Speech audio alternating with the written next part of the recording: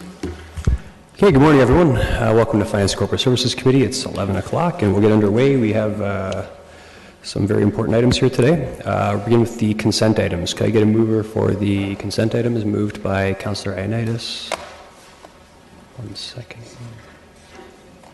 Okay. Councillor Guzzola on the consent items? Yeah, I was going to move them. Oh, you're going to move them? Okay. But I also have a question. That's the reason. Yeah. You have a question on the consent items? Yes. Okay, that does require a motion to bring them out of consent. Is it on both or? Yes. On both, okay. So as moved by Councillor... It's a very simple question.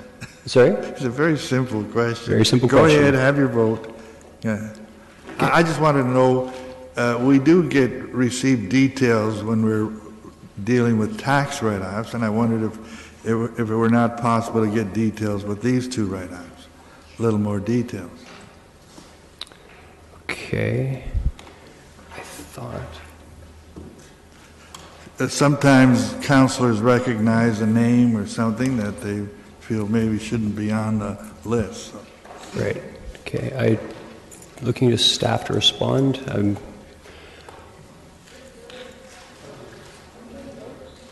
Oh, sorry, yes, we have to do a vote first, pardon me. Before we answer that question, Councillor Guzzola, we have to take that motion. The motion is to take items out of consent. Those in favor? And those opposed? That carries actually unanimously, sorry. And who would speak to that? I thought I recalled looking over these. They might have come in a separate package. I don't recall, though. Ms. McDonald? Yes, I believe Council has received an email about this same inquiry in the past, and I'm happy to send it out again. Okay, Councillor Guzzola, are you okay with that? So staff will send out an email, and if you find anything that's out of the ordinary, we can discuss again at Council. This was months ago, I believe. Not recently, but we'll send out a new email to Council. It was sent out, okay.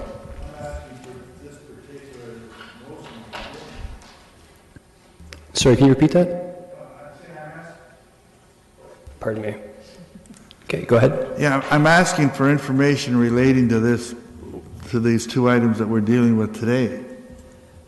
So the previous email that went out advised Council that in fact you do receive the details as it relates to tax information, but as it relates to utilities, you don't receive that information because it's usually personal information, and that's been the protocol that we've been following up until now.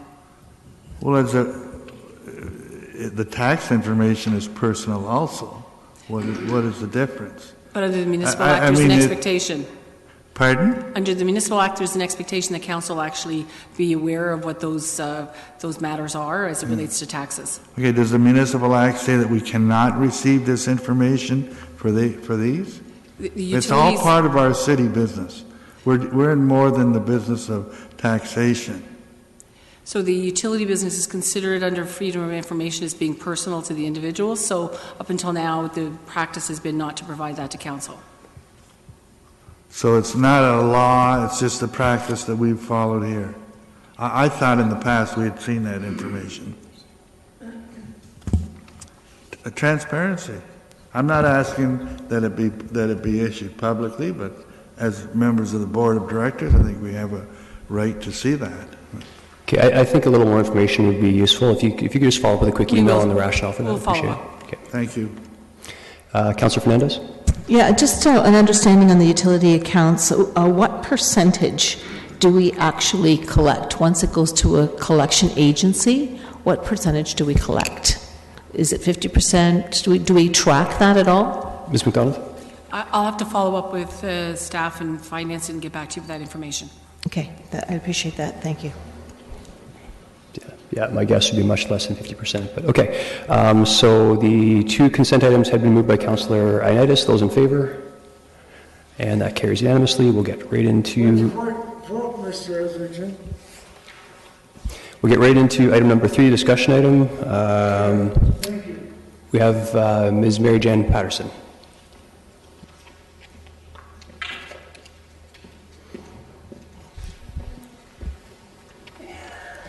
Good morning, friends. It's a pleasure to be here, and with me is Dave Blake, Associate Director at REAP Green Solutions.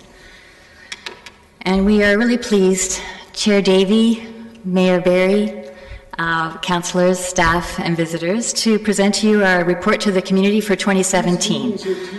Building Sorry, Ms. Patterson, could you just hold sustainable. on for just one second?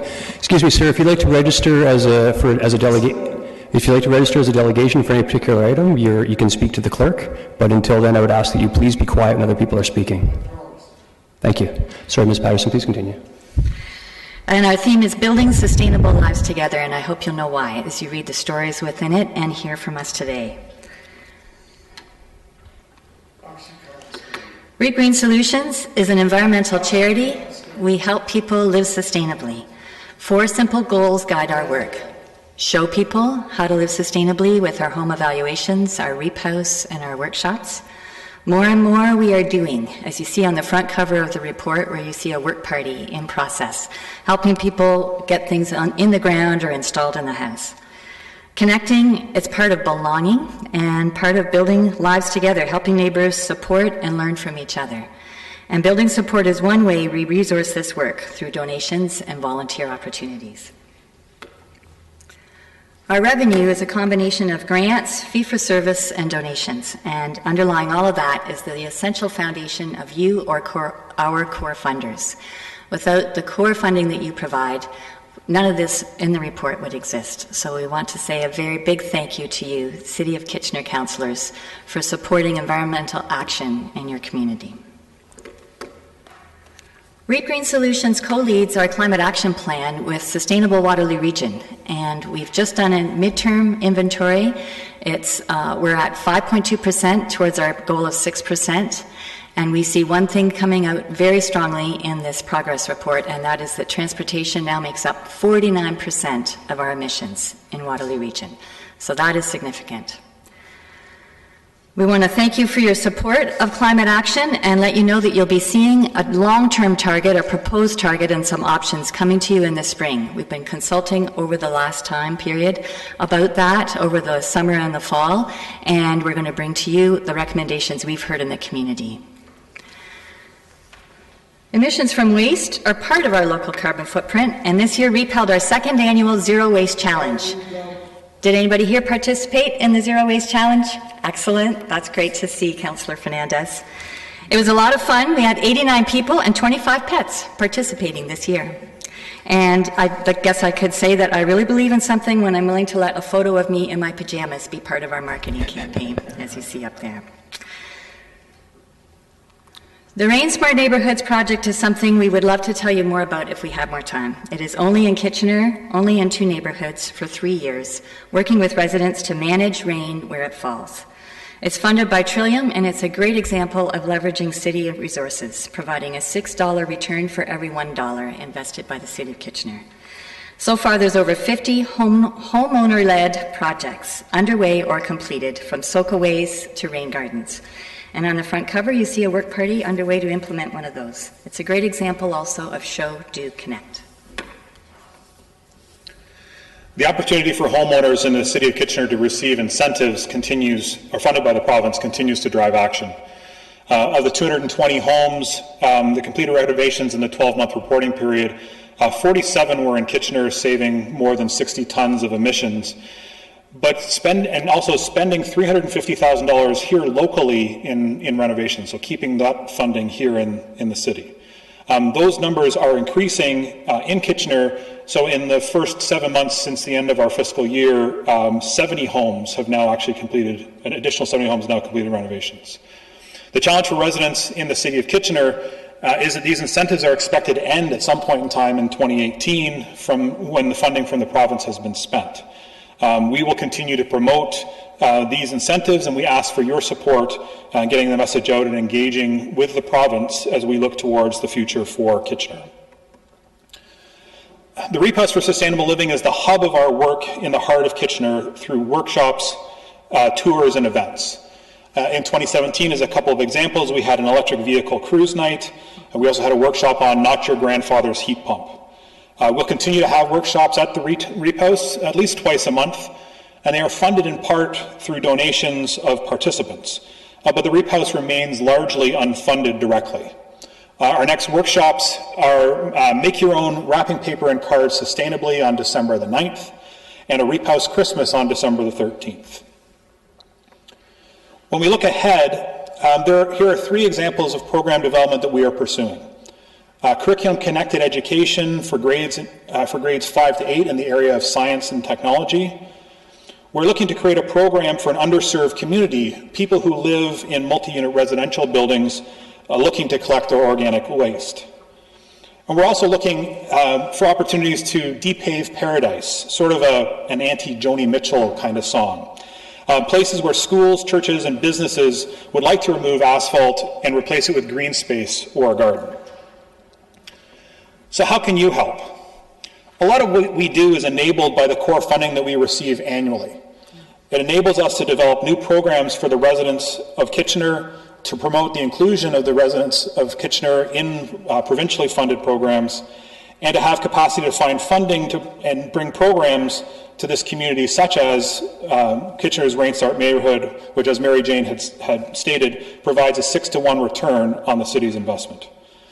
Also, Kitchener Utilities has been sending out bill inserts to promote the home renter rebate, and we have been seeing an increased action by homeowners in the city of Kitchener, but anything you can do to keep this program in the forefront of your constituents would be appreciated. In closing, we'd like to say a very big thank you to councillors and also to the city staff that we work with every day for your commitment to climate action and environmental stewardship.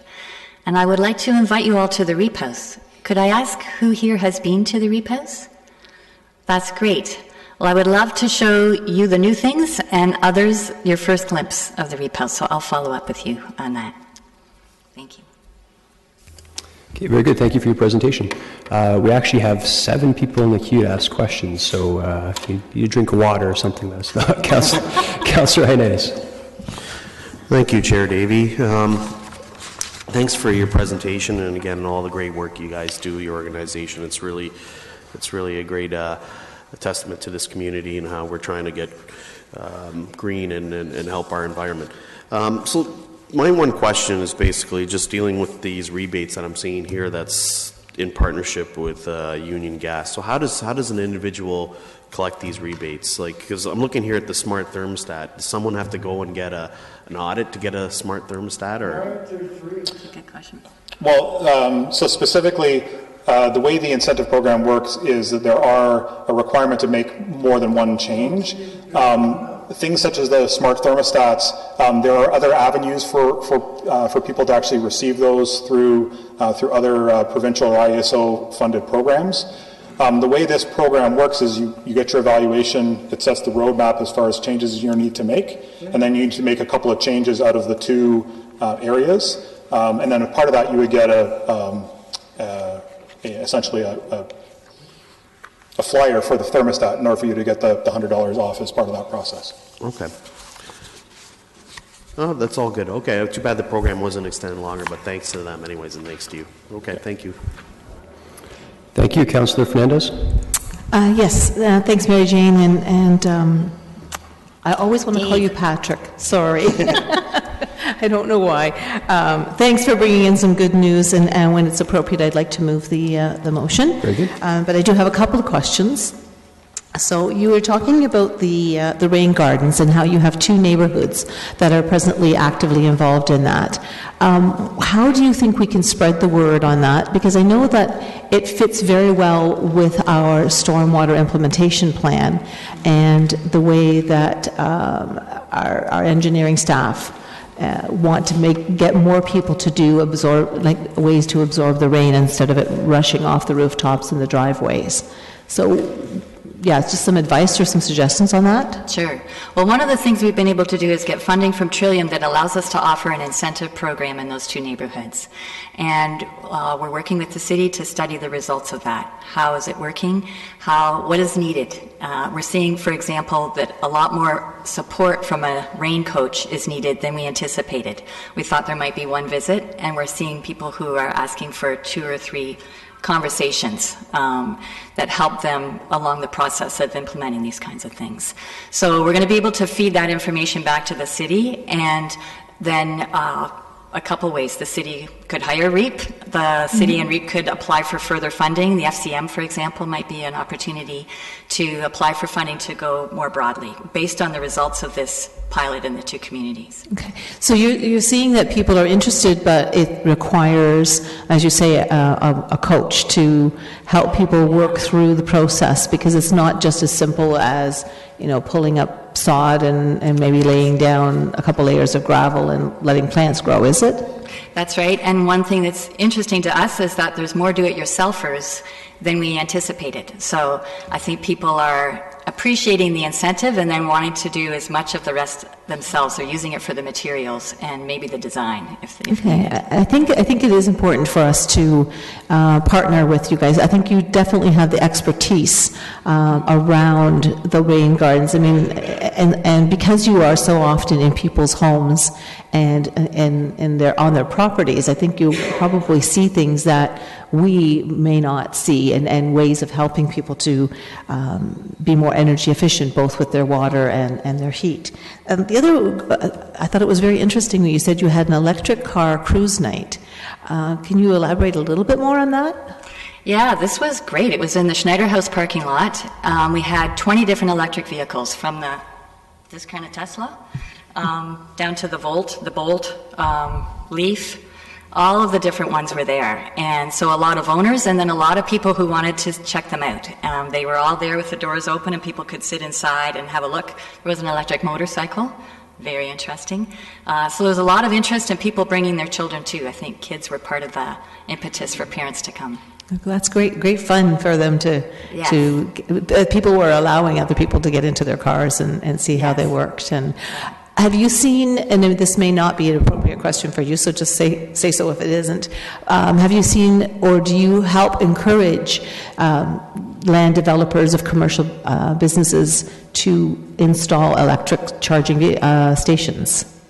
We do that through Climate Action WR, which is one of our programs. So the Transportation Sector Committee really works on that to enable that kind of thing and support, even writing letters of support for projects that will go in. Okay. Well, thanks for all the work that you do, and certainly hope that this passes unanimously, because the amount of work that you guys do for the dollars that you get is phenomenal. And thanks again for all the work you do. Pleasure. Thank you. Councillor Singh. Thank you, Mr. Chair, and thank you both for the presentation. It's always good to get a refresh of all the great work that REEF continues to do in the community. Just want to give compliments to that effort and bringing foremost to our attention and the community's attention the importance of conservation and being environmentally mindset. Just looking at your financials, I had some questions there though. Saw a drastic difference from last year to this for fee-for-service. Any issue or reason for that, or is that the trend? It seems it's coming down. Or? Well, the fee-for-service increase was really driven by the increased incentives that were available. So no, it's decreased. Oh no, it's increased. Yeah, never mind. Yes. Go ahead. Yeah. Sorry, it was the increased line. Yeah. So that was driven by that. The contracts, which was a decrease, that was essentially driven by the end of a contract. Which I recall. Is that the Energy Coach? No, the Energy Coach would have been under federal funding. Okay. So it might have been the end of or the final delivery of some rain-based programming as well. In that now, so because of that, and it's a good news story, the increase in fee-for-service, is that the trend that we're seeing? Is the federal government coming to the table with more dollars with their retrofit programs that previously that they had, or? Yeah, absolutely, and that's really a major area of our focus, is trying to continue to grow the fee-for-service and the contract-based delivery of programs. But really, directly, it's going to be tied to the ability for people to have those incremental incentives to act, specifically around the home energy efficiency. In 2013, we delivered 50 audits in the calendar year. This past October, we did 58. Oh, very good. So the numbers are on that trajectory, and while that funding still is there, we expect that's going to continue going forward. And I'll just add to that, this is something for Kitchener in particular to be watchful of, because the province is choosing to put its investment through existing programs of the big natural gas utilities. Very good. So we said, how about Kitchener? and they came back and said, okay, we'll ask Union Gas to serve Kitchener. And that money will run out, as Dave said, sometime in this coming year. So there may continue to be incentives for Waterloo and Cambridge customers of Union Gas. So even if a customer is a, City of Kitchener resident that may be on Kitchener Utility for paying for gas, they can, if they're doing retrofits in their house, getting a new furnace, they could still apply and get the Union Gas credit. They can right now. Absolutely. Yes. That's excellent. Very good. Thank you again for the good work that you guys are doing. Mr. Chair, I had a question of staff, so I don't know if you want me to ask now or come back in after. Wait till afterwards, please. Councillor Marsh. Thank you, and thank you for all the great work that you're doing, just to echo comments already made. So just to follow up on the line of questioning there about these incentives that are going to run out in 2018, what needs to be done to make sure that those can continue for City of Kitchener residents?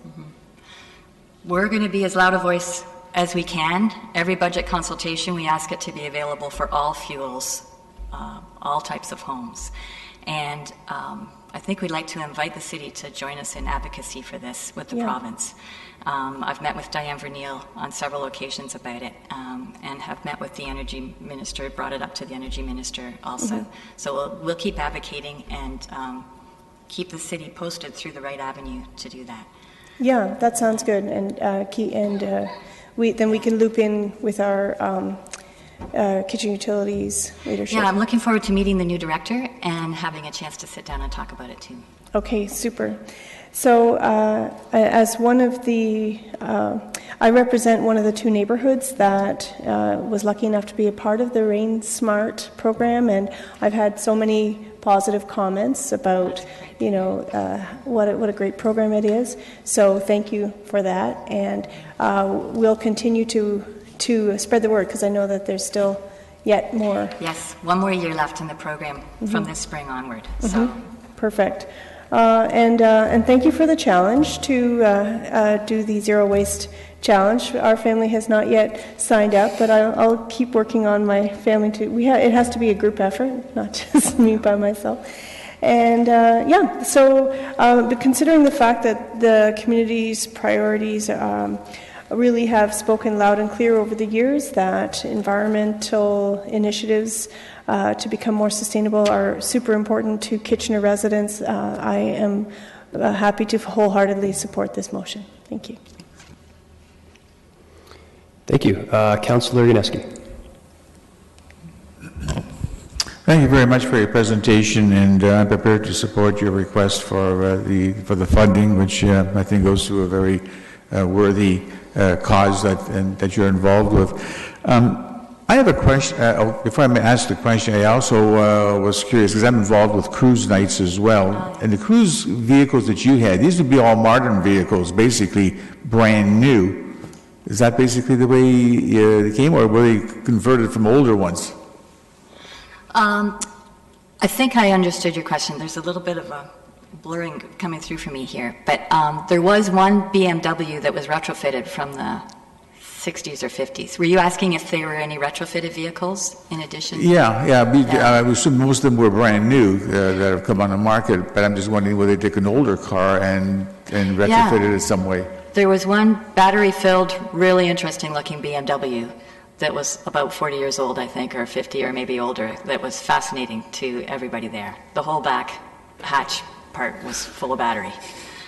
Okay.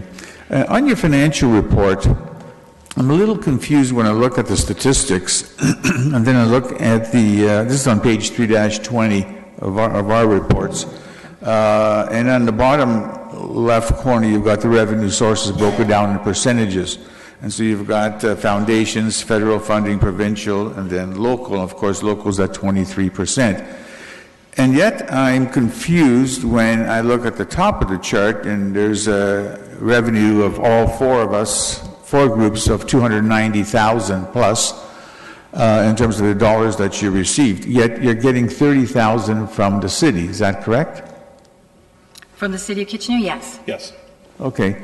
Well, if we're only providing you 30,000, and then we're at 23%, then you go to look at the contracts, which is at 18%, and then you look at the top of the chart, it's at 110,000. That doesn't the comparisons just don't match. Am I missing something or what? The 23% of local funding is from the 4 core funders that Mary Jane had mentioned. So City of Kitchener, Cambridge, Region of Waterloo, and Waterloo North Hydro. So that's why, as part of that local funding number, so when you add all those together, it comes out to be about $144,000 between them. So that's why that number is higher than what the contract number is. Okay, that's the answer I was looking for. Thank you. Thank you, Mayor Vabenovich. Thank you very much, and thank you to both of you for coming in and for the great partnership and the great work that REAP continues to do. Also take this opportunity to congratulate you in front of council, Mary Jane.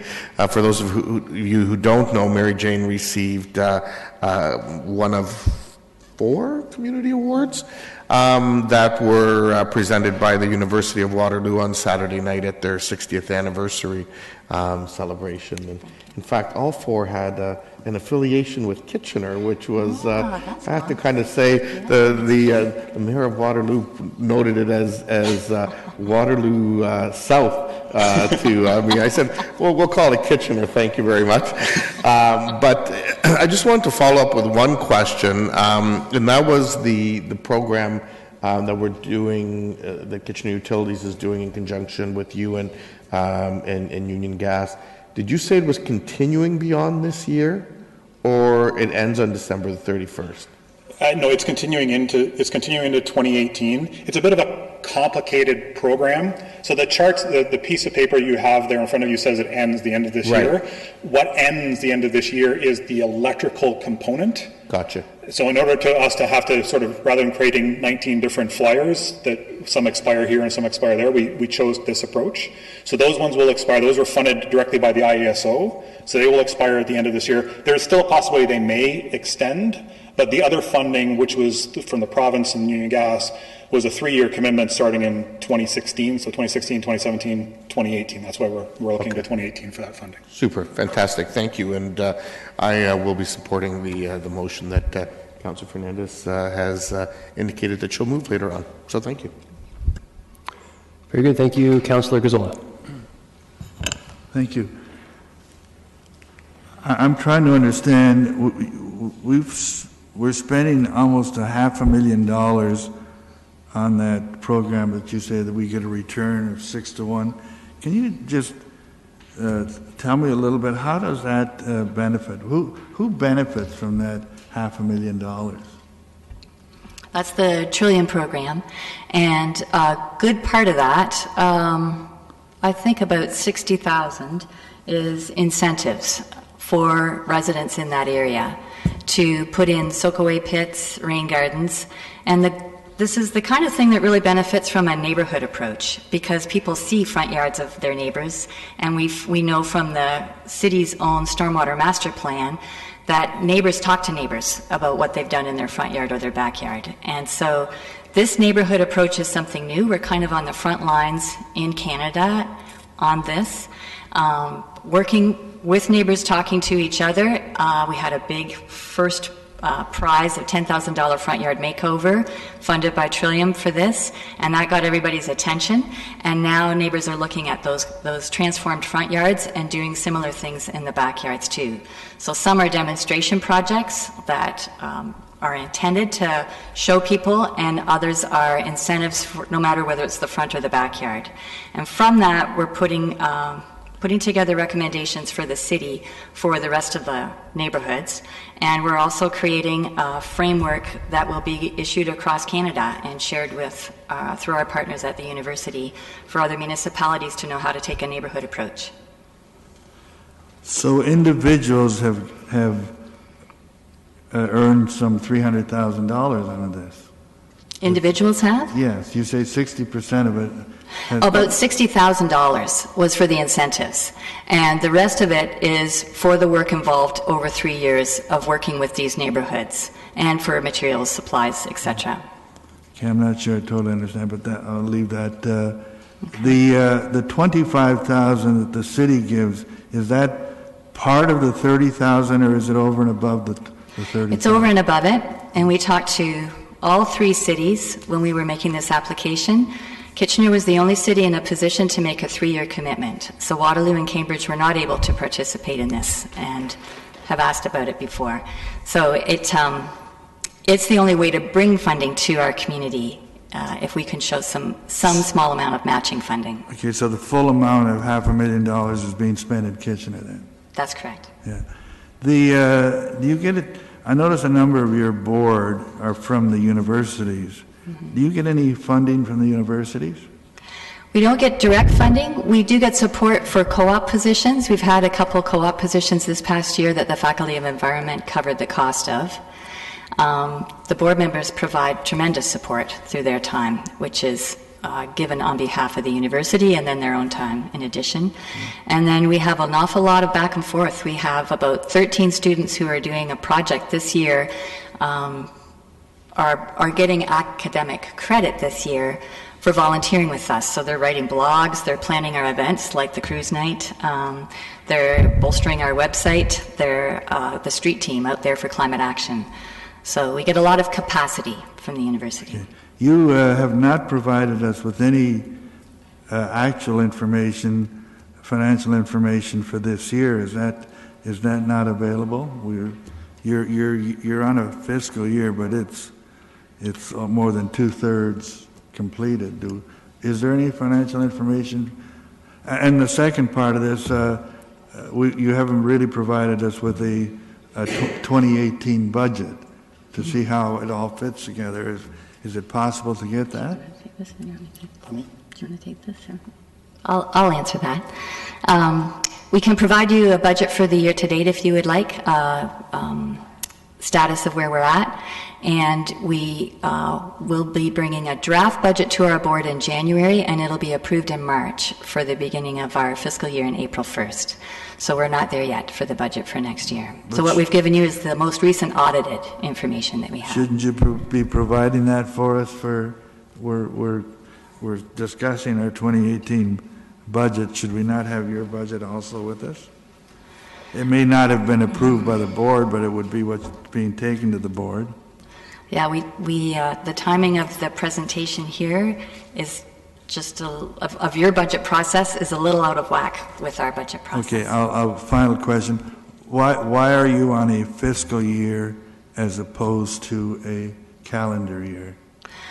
We found that the cities were able to confirm their funding and the municipalities in January, February, sometimes even March. And if we had already begun the year in January, then if we were not receiving the funding, we would have to immediately let staff go. So in order to make a contract where we know what we're able to commit to, we have to know the funding is secured. And a couple times the funding has been in question. I would say our budget is a little miracle every year that's completely different every year based on the projects we've been able to bring in. And as best we can, we want to give our staff the certainty that we have the funding confirmed for this year when we give them a contract. Thank you. Just a question of the chair. You're not going to take a vote on this, are you? We are taking a vote on this, yes. Isn't this the same as all of the budget discussions we've had for the last 2 weeks? Why would we take a vote here? That failed. This is not part of this is an item in this committee. It's not part of our budget package. It's part of the budget process. Sorry? It's part of the budget process. No, very common do we take a vote in committee and refer it to the budget process. So it still would be subject to the budget process, but we're taking a vote on this. I think that's called sucking and blowing. Thank you. Thank you. Councillor Schneider. Thank you, Chair Davey. I think it's just terrific that your Raise Smart program, for every dollar the city has contributed, you're able to get $6 more in that. So great work on that.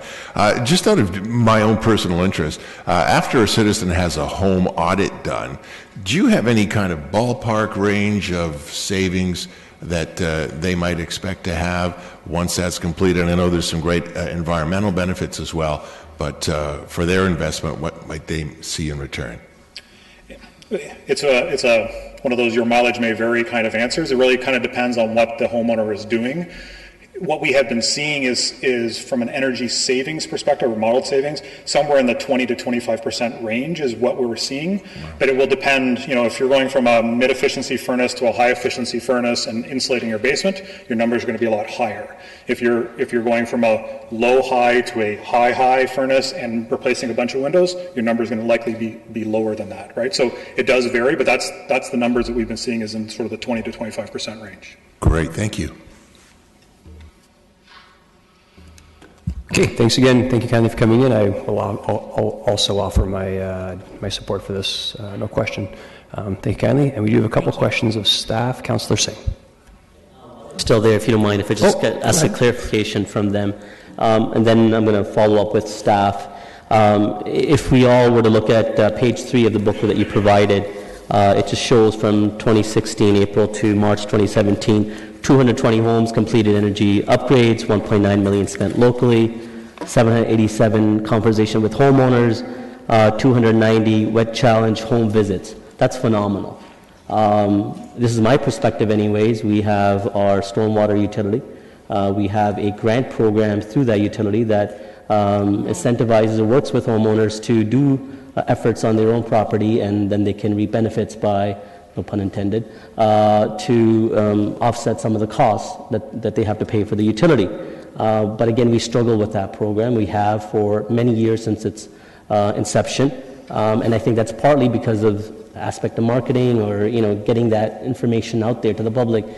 Yet you guys are doing a really good job with a fraction of the costs, really, and operating available to you guys. Again, I'm just asking a question in generality. This is something I'll follow up with staff as well, and I'm going to ask them this question. If this was a program that was partnered with REAP, would REAP even have a capacity to work with the city or a size of that magnitude? Do you mean to roll out the smart neighborhoods across the city? I'm talking about the perhaps a grant process that the stormwater utility has. The credit program? Yes. Yes. Was that a conversation ever had with the city in partnership? We haven't thought of it. Do you mean for REAP to administer the credit program? Mm-hmm. Yeah, we haven't thought of it. Okay. No. All right. Yeah, we would.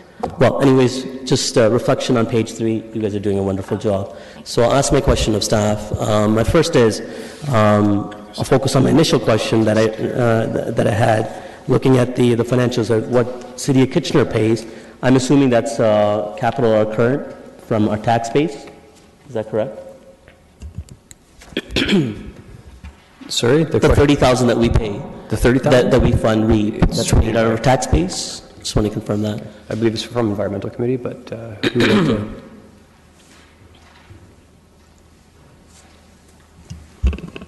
Not seeing anyone... Mr. Clark, yeah.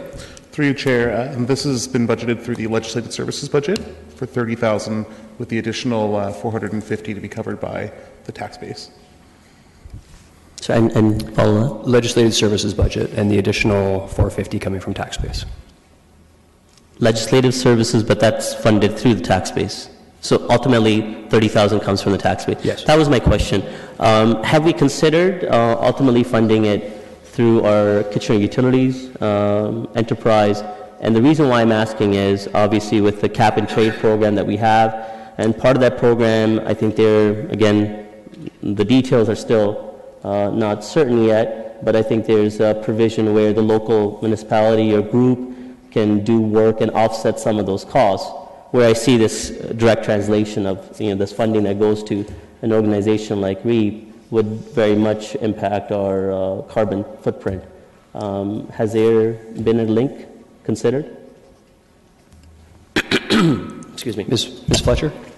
Through the chair, I can follow up on discussions with staff. I know that one of our staff is working on a regional initiative around greenhouse gas reduction. I know that staff are working on offset programs for the carbon utility as well, but I don't have those details with me. Okay, today. I appreciate that. I would look forward to getting some of that information.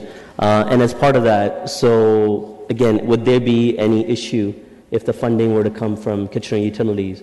It's all the same pot, but again, it makes a better connection from the cap and trade program perspective anyways, if that is a direction that we perhaps may be heading. Mr. Chapman? Through the chair, what we provided in the past, and maybe we can provide it again, is a history of the other funding that's been paid to REAP. I know Kitchener Utilities has funded programs directly to the point you've raised, as well as the stormwater utility. And I think typically that's been where it's a specific program that relates to the utility that's funding it. I know this funding that you're dealing with today represents the core organizational funding, and so it's not tied to any one program area. So we'll come back with that information, but I'd suggest historically where the utilities have funded, it's been where REAP is delivering a program that relates to that utility. And I appreciate that. Perhaps some leading up to the budget date, some background, what assistance Kitchener Utilities as well as Stormwater may be doing already may be helpful, because I may revisit this suggestion at that point of reconsideration of where the monies come from ultimately. So if that information can be provided before budget. And I look forward to talking to staff further regarding the credit programs through the Stormwater utility and seeing if there's opportunity for partnerships with not-for-profit organizations like REAP out there, which perhaps can do a better job and getting that message out there and broadening that program. Thank you. Thank you. Anyone else in the queue? Councillor Fernandez to move the motion. Yeah, I wanted to move, I was going to move the motion, but Councillor Singh raises a bit of a concerning point in that if we fund it from a different entity, would that put the core funding for REAP at risk every single year? I mean, now we know what's coming out of capital out of current, and it, it's pretty much embedded in our budget process. Would anybody be able to answer that, or at this moment, or not? Yeah, I think I would suggest that. Well, number one, I think staff's going to come back with some information, but more importantly, at the end of the day, council will make that decision. And I think if the funding is ever in jeopardy, I'm sure the good folks from REAP will come right back here and say, hey, what's going on here? So, like you should. So I don't think it would be any more in jeopardy coming from utility than if it was the tax base, because at the end of the day, we make the decision. Okay. So I'm happy to move the motion for the funding, and recognizing that we have not approved our full budget yet. REAP has been an integral part of our community for, I want to say 10 years, but I mean, Mary Jane may correct me on that. They bring in so many more stakeholders. Every year I hear about more stakeholders that are coming in and being involved, and, notwithstanding our own city, our utilities, but, through questioning about the stakeholders from the university and the fact that we're engaging students in co-op programs, in coaching programs. I think that this is one of the many groups in our community who do such great work on a very slim dollar. And, I know when you look at the budget and you see, a couple $100,000, as a citizen you may think, wow, that's really high. But the amount of actual work that gets done is pretty impressive. So I also, on behalf of Kitchener Blooms, I do want to thank REAP for supporting with the watering can donation towards the environmentally sustainable garden that was honored at Kitchener Blooms in the fall. Unfortunately, I wasn't there. So I'm happy to move this, and I'll ask for a recorded vote as well. Very good. Councillor Marsh, comment? Yeah, just further to Councillor Singh's suggestion that we look at different options for funding source, I would like to just add that we look into whether or not Tier 1 funding would be more suitable, because then perhaps REAP staff would not have to question whether or not this funding is going to be more annual. And so that's it. Okay, hopefully staff can include that as part of the response. Okay, very good. Moved by Councillor Fernandez, and a recorded vote has been called.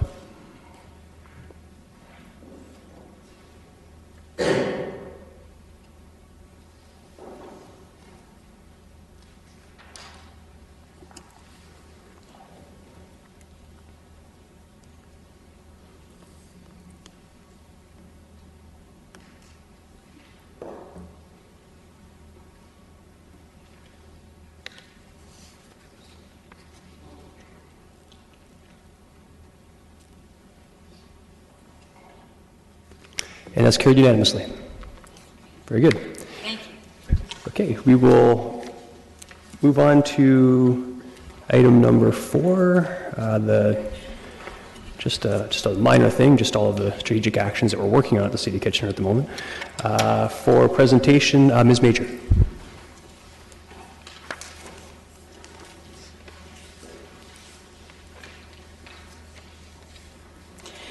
Good morning, Chair Davey and members of the Finance and Corporate Services Committee. I'm here today to share the strategic actions that the corporate leadership team is recommending to be included in the 2018 Corporate Business Plan. The City of Kitchener has been doing business plans for more than 10 years, and over that time, the City's made some significant improvements in the planning process and the information that's used as a basis for decision-making. In my own experience, over the past 5 years, we've gained a better understanding of the available capacity within the organization. We've built a stronger connection between the corporate strategic plan and the business plan. Staff have become better at planning and managing projects, and we've introduced greater transparency and accountability for results. The business planning process starts within individual divisions. It's guided by the leadership of our department heads, and the recommended priorities are set by the corporate leadership team. And of course, today we're here to get Council's approval on that plan. Status updates are provided to Council and the public every 4 months, and at the end of the year, we report on the performance of our 44 core services. Without question, there is always more work that could be done to create a more innovative, caring, and vibrant Kitchener than we have the resources to accomplish. So it's important to make decisions about priorities and expected results that we can be sure we're doing the right things. By working through a process of planning out our work in advance, sharing that information across the organization, it allows for decisions to be made at all levels that will improve those plans before they are approved. We bring the plan to Council to demonstrate transparency and accountability for what we do and how well we were doing. Most importantly, this plan helps us understand what we can actually accomplish with the resources that we have, and it supports us in finishing what we start before we take on anything new. The primary driver for the strategic actions on the list is the City of Kitchener's strategic plan, which was approved by Council in 2015. It encompasses 5 key themes that help us determine where to invest our time, energy, and resources in a way that will have the greatest impact on the quality of life for citizens.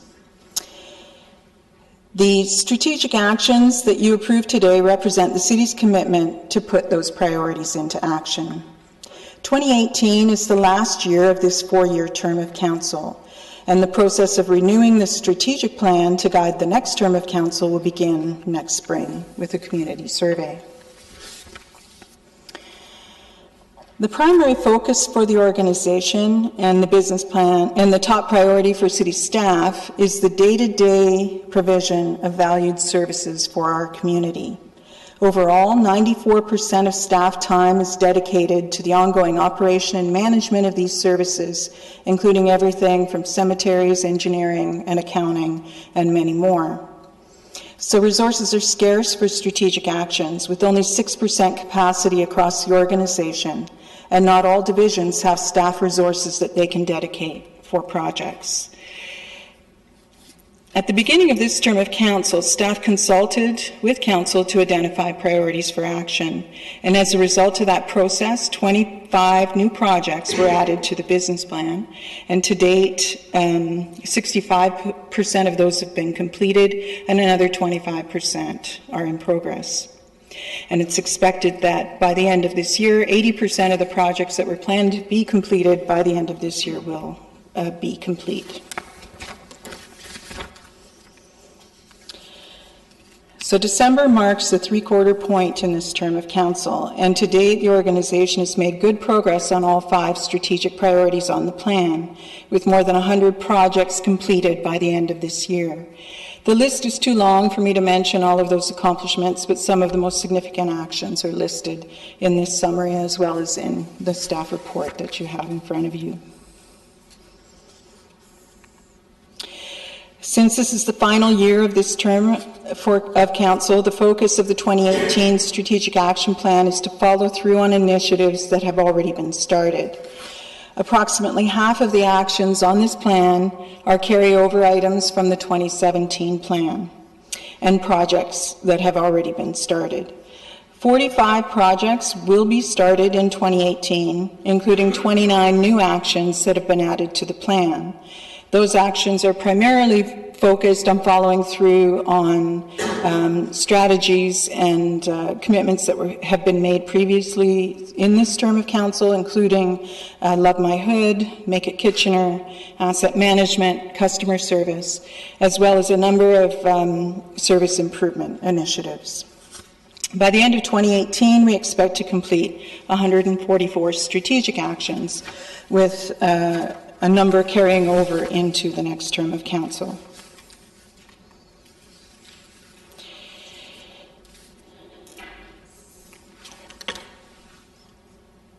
So on November 6th, City Council referred consideration of the creation of a CAT licensing program to the corporate business planning process. So after considering that request, bylaw enforcement came to the conclusion they don't have staffing resources to take on this initiative at this time. So you won't see that included in this business plan, the strategic action plan that's included in Appendix B. Should Council direct staff to proceed with the development of a CAT licensing program starting in 2018, it would put into jeopardy the other projects being led by that division, including the administrative penalties, monetary penalties system project, which could not proceed if staff were to do a CAT licensing project. So the Director of Bylaw Enforcement is here today if you have specific questions about that and want to explore the reasoning behind that.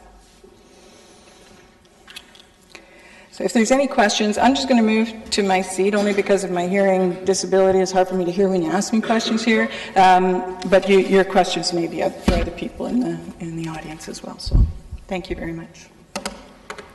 Okay, very good. We do have a whole bunch, like 7 people in the queue, it looks like, at the moment.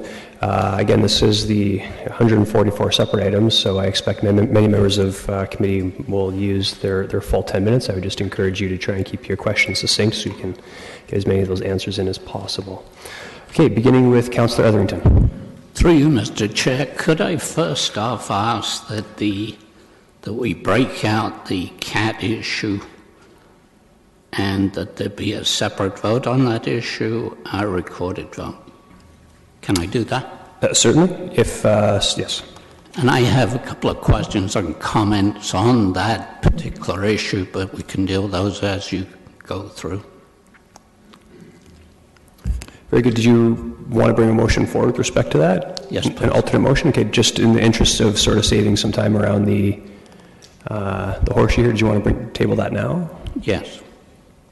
I do not have it written, but I wanted to have that item separated out. Okay, so would the intention be that and I think we're going to probably get a little more information on the AMPS project that was referred to. Would the intention be that, just so committee's understanding, that project be deferred, or that the CAT licensing come after that is completed?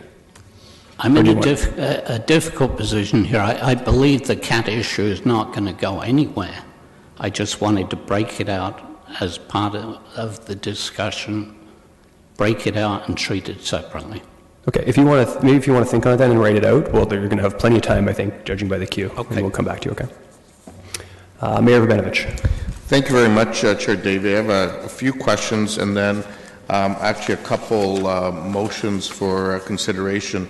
One of which may get us part of the way where I think Councillor Etherington wants to go, but not the full way. So my question is this: if I understand the report correctly, AMPS right now is an initiative that we're doing collaboratively with the city of Waterloo, that there's some cost sharing going on about it, and if we don't look at it now, we would have to come back to it at some point in the future and bear all the work and the costs associated with the work on our own. Ms. McNeil? Through Chair Davey, that is correct. We've got an opportunity with working in conjunction with the City of Waterloo right now to do some cost sharing, both on the research as well as on the hearing process. Okay, and would we be we're in a world where we couldn't introduce a CAT bylaw this year and move forward with AMPS, would we be in a position to at least do research around control of the cat population over the course of the year to report back in 2019? Could that be worked into the work plan and still move forward with the AMPS work? Through the Chair, doing some general research in terms of what's out there and what other municipalities are doing and bringing that back to Council for further consideration and recommendation would be something that we could look at next year. Okay, thank you. My other question and issue, and I think this one's probably for Mr. Reedman.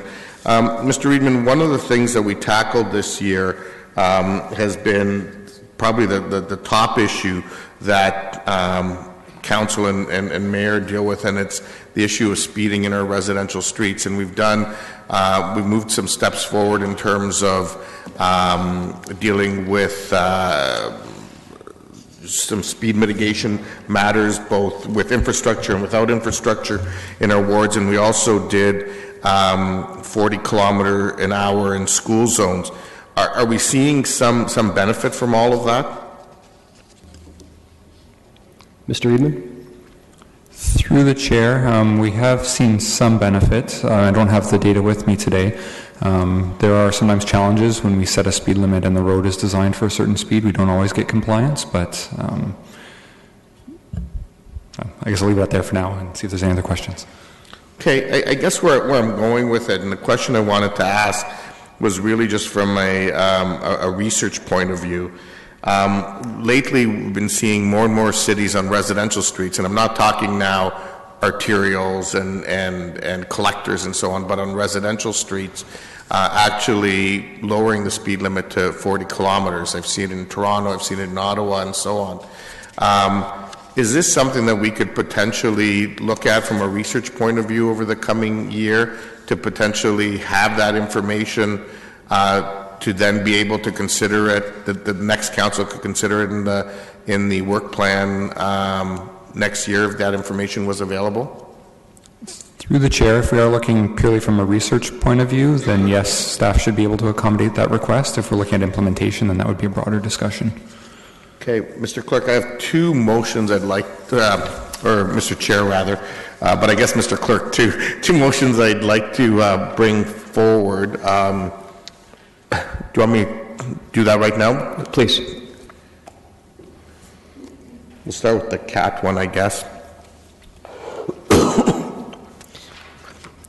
And the intention behind the CAT one is, I understand where Councillor Etherington and others may want to come from in terms of dealing with how do we mitigate, how do we control the cat population.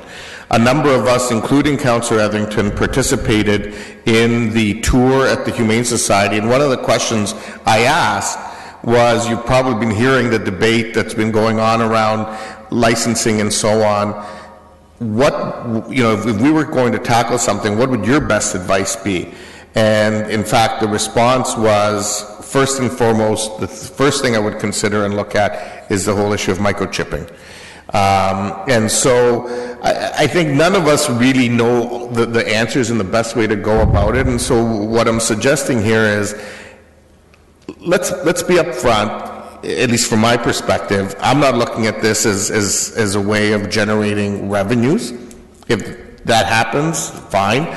I think it's an issue of how do we control the cat population, particularly those that tend to run around the city, and licensing may not be the answer. And so what I'm asking here is that staff do research on a variety of options and best practices on best ways to control the cat population and increase the ability to return cats, including but not limited to licensing, microchipping, spay and neuter clinics. In fact, you know, some of these may be far better than licensing, I think, in terms of achieving the goal that we want, and that staff do that research over the coming year and bring a recommendation forward to council by early 2019. Okay, so on this one, Councillor Etherington did indicate motion first, so I will go back to him later. Yeah, go back to him, and then I guess this would be an amendment to it or an alternate motion? Exactly. So yeah, Councillor Etherington, you can review it, and if you would like to defer to this motion or introduce your own, that's your prerogative, but you can think about it until I come back later. And your second motion, Mayor Rabinovich. Just waiting for the clerk to throw it up on the screen.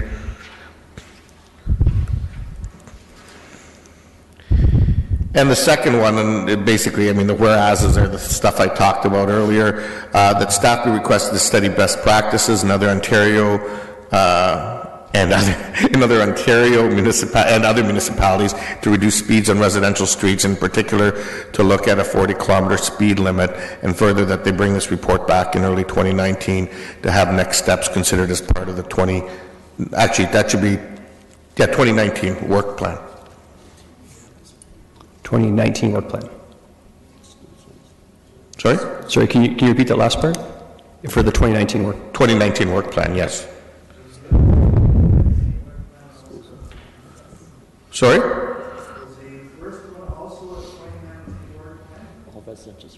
Yes. We're doing research in 2018, Councillor Gazzola, work in 2019.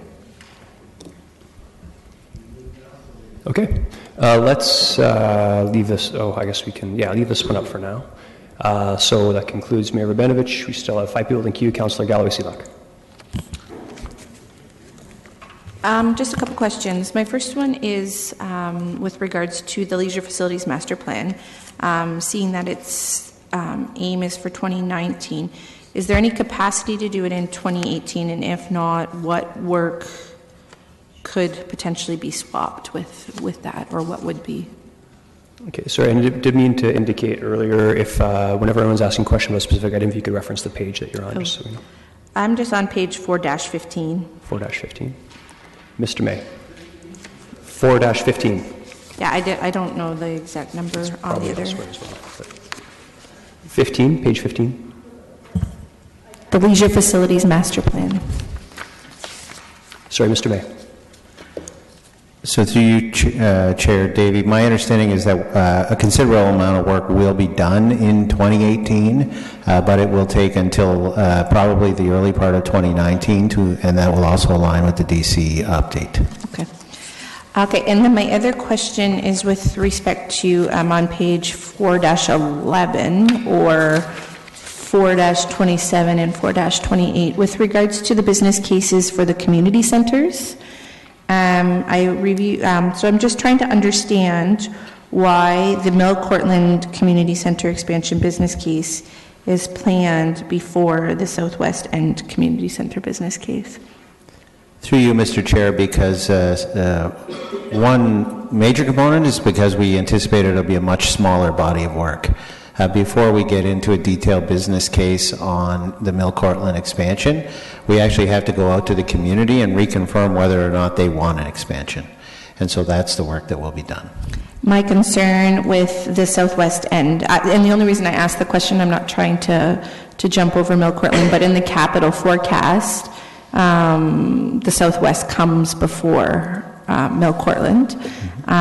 So my concern is that the business case for the Southwest is coming too late because the majority of the funding is in 2020. So how can we get that moved up to the 2018-2019 timeframe? So through you, Mr. Chair, first of all, I am already concerned by the large number of projects being attempted to be completed in 2018 out of that area of the organization. There are already, as Councillor Galloway-Seelock is aware, discussions taking place in regards to that community center, and It's just a question of starting the formal business case. Frankly, we probably have months of work to do before we can even get to that point anyways. So is there not still a benefit to having a business case, considering there's already discussions going on, but is there not a benefit to having that business case completed in 2019 as opposed to 2020? So I don't have my capital budget in front of you, but my understanding is that this was aligned so that no construction will occur until the business case is complete. So I can tell you, because I have, it's on my phone, that's why I'm using my phone, that funding for the South Community Center, the majority of it ends in 2020, and there's only a small portion in 2021, but it all starts in 2018, 2019, and 2020. So that's my concern, is that we should be looking at building in 2020 as opposed to just starting a business case and finishing a business case in 2020. Is this something we can look at and maybe look to adjust it to the 2019 timeframe? So through you, Mr. Chair, I'd suggest if that's your desire, you should move a motion to that effect. Okay. I will do that.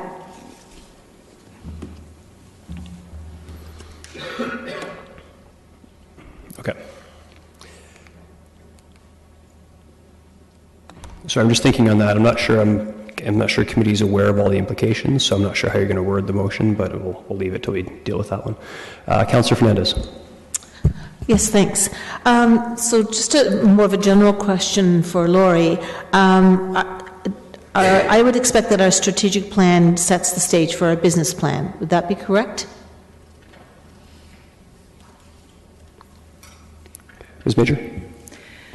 The strategic plan provides the direction for the strategic action plan, which is what you're looking at today. 94% of the organization's capacity is committed to core service, which is connected to the strategies, but not quite as directly as the action plan. Core services are ongoing, as you know, and they have their own service levels and that sort of thing. Right.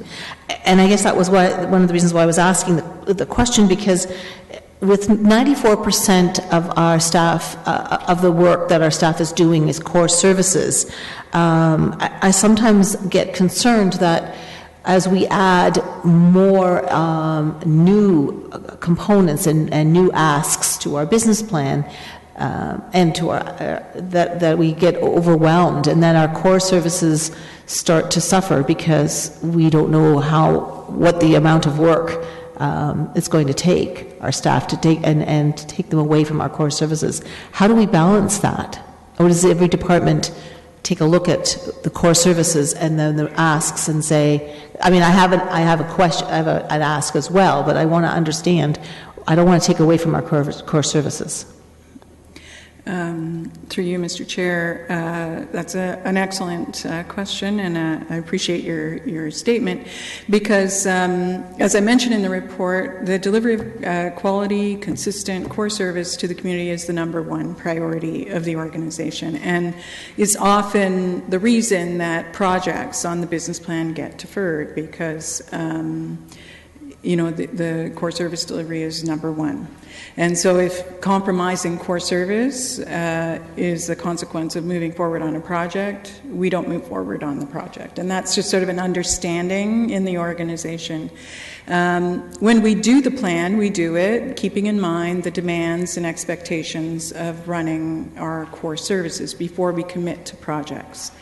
That's what the business planning process is for, is to help us reflect on that and manage that. There are times when there's an unexpected peak in core service demand, or issues or challenges we didn't see coming, or things end up being more complicated than we expected, and as a result, we are not able to move forward on projects. So you need to understand, when you approve the strategic action plan today, that there's no guarantees that all of that work will be done according to schedule. We usually do deliver the majority of things on schedule, but when we have to adjust things, we do strictly for that reason, to keep our core services. And I think that's really important. And there are times when I think we should be setting a percentage at 95%, just because I think we have had situations, and the termite program is one that sort of came out of of left field, and all of a sudden our building and our bylaw staff had to really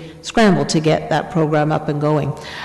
Before I run out of time, in fairness to a particular resident who's been asking me for almost a year about this particular request, and I know that Ms. McNeil will be very familiar with this, the question that has been asked of me is when or would we ever be able to review the ability for our construction to be limited to no weekend work at all?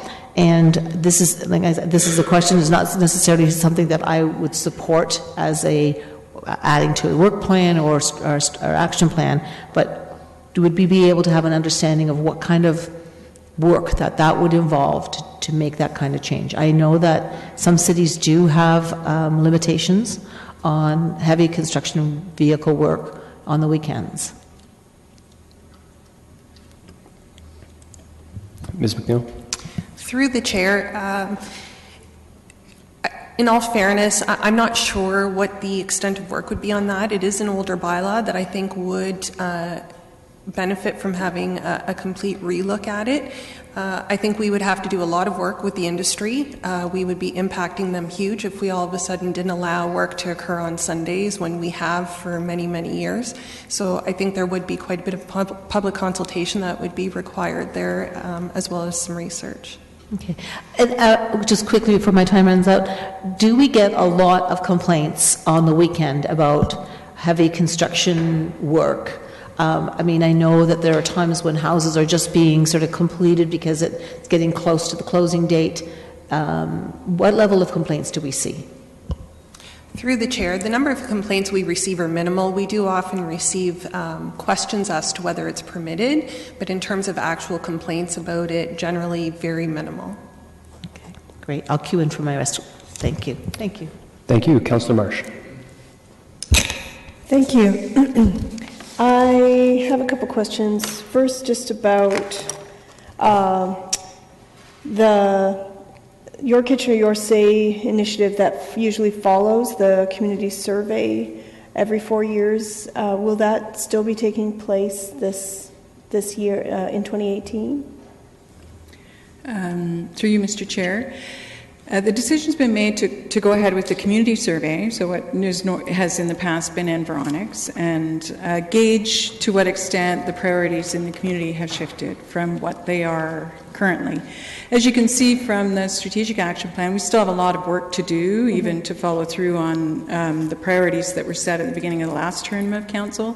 And it's clear that these are important things to the community, but we do need to go out and test with them to see whether or not there's anything new or emerging issues or a new slant on those things. Once we get those results, we'll be able to determine how much consultation is required and what the focus of that consultation needs to be. So we're holding off planning the follow-up consultation to the community survey until after we receive those results so that we can customize it to what we learn from that process. Okay, great. And so is that going to be a staff or Compass Kitchener decision, or is that coming to council? Yeah, so when through you, Mr. Chair, when council receives the results, so the consultant that we hired to lead that survey will present the results to council. You will also receive a proposed community engagement plan for any follow-up work on those results, and you'll have an opportunity to provide input. Compass Kitchener is leading that process, of course, the community survey process, and are very much involved in the survey, and will be there at that time. Okay, and but with the survey not being conducted till the spring, it's going to be tight timelines. So when do you anticipate we will hear about the results of the survey? Will it be within this term of council? Oh, yes. Yes, no later than June 10th, I think, is the requirement in the in the terms of reference for the consultant. Yes, okay. Absolutely before the summer break. Okay, thank you. With regard to page 447, just wondering about the citizens dashboard. I remember feeling excited about this initiative when we first heard it was going to be coming, and I'm just wondering if this is not something that we can, well, I see that we've got looking for a potential later date, and wondering if staff can give us any more details about whether or not this is just something that we can't do in the next few years, or are we still hopeful that we can bring it online soon?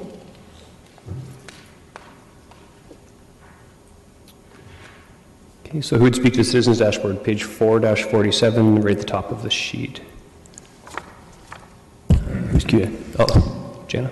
Through the chair, as the comment mentions, we do have some resource restraints right now. We haven't sort of scoped out exactly what we need to do, but we can look at reinstating it possibly next year. It's going to depend. We have some other resource constraints coming that we'll need to look at, so it may be next year, it could be the year after that. Okay, and so then in a similar vein, the closing the feedback loop that's going to be looked at in 2019. Sorry, I apologize, I don't have that page in front of me, but will that not potentially be hand in hand with the Citizens Dashboard? I'm sorry, closing the feedback loop. Maybe that's on page 4-41 at the bottom of the page. 4- what? Yeah. 41. 41, sorry. The acoustics, I don't know, they're declining. You're talking about OG 23, closing the loop with citizens? Yes. So that's a customer service related project, and that's about a project that will address how we strategize in order to get back to citizens through all of the various channels that they have to access us through in terms of ensuring that our service interactions are closed. Yes. We hadn't, to this point, talked about the Citizens Dashboard as being sort of hand in hand with that project. That's an interesting perspective. Okay, so just they are generally two separate for future projects. consideration. Okay, thanks. And then I'm out of time, but I just want to ask that when we're considering the motion that the mayor put on the table about looking at cats, if we could also call up the, I don't know if this is easy enough for you to do, to call up the motion that we looked at on November 6th, because it looks similar to me. At least in my mind, I didn't think any implementation was going to be taking place until 2019, but I would love to just confirm that. Thanks. Okay, thank you.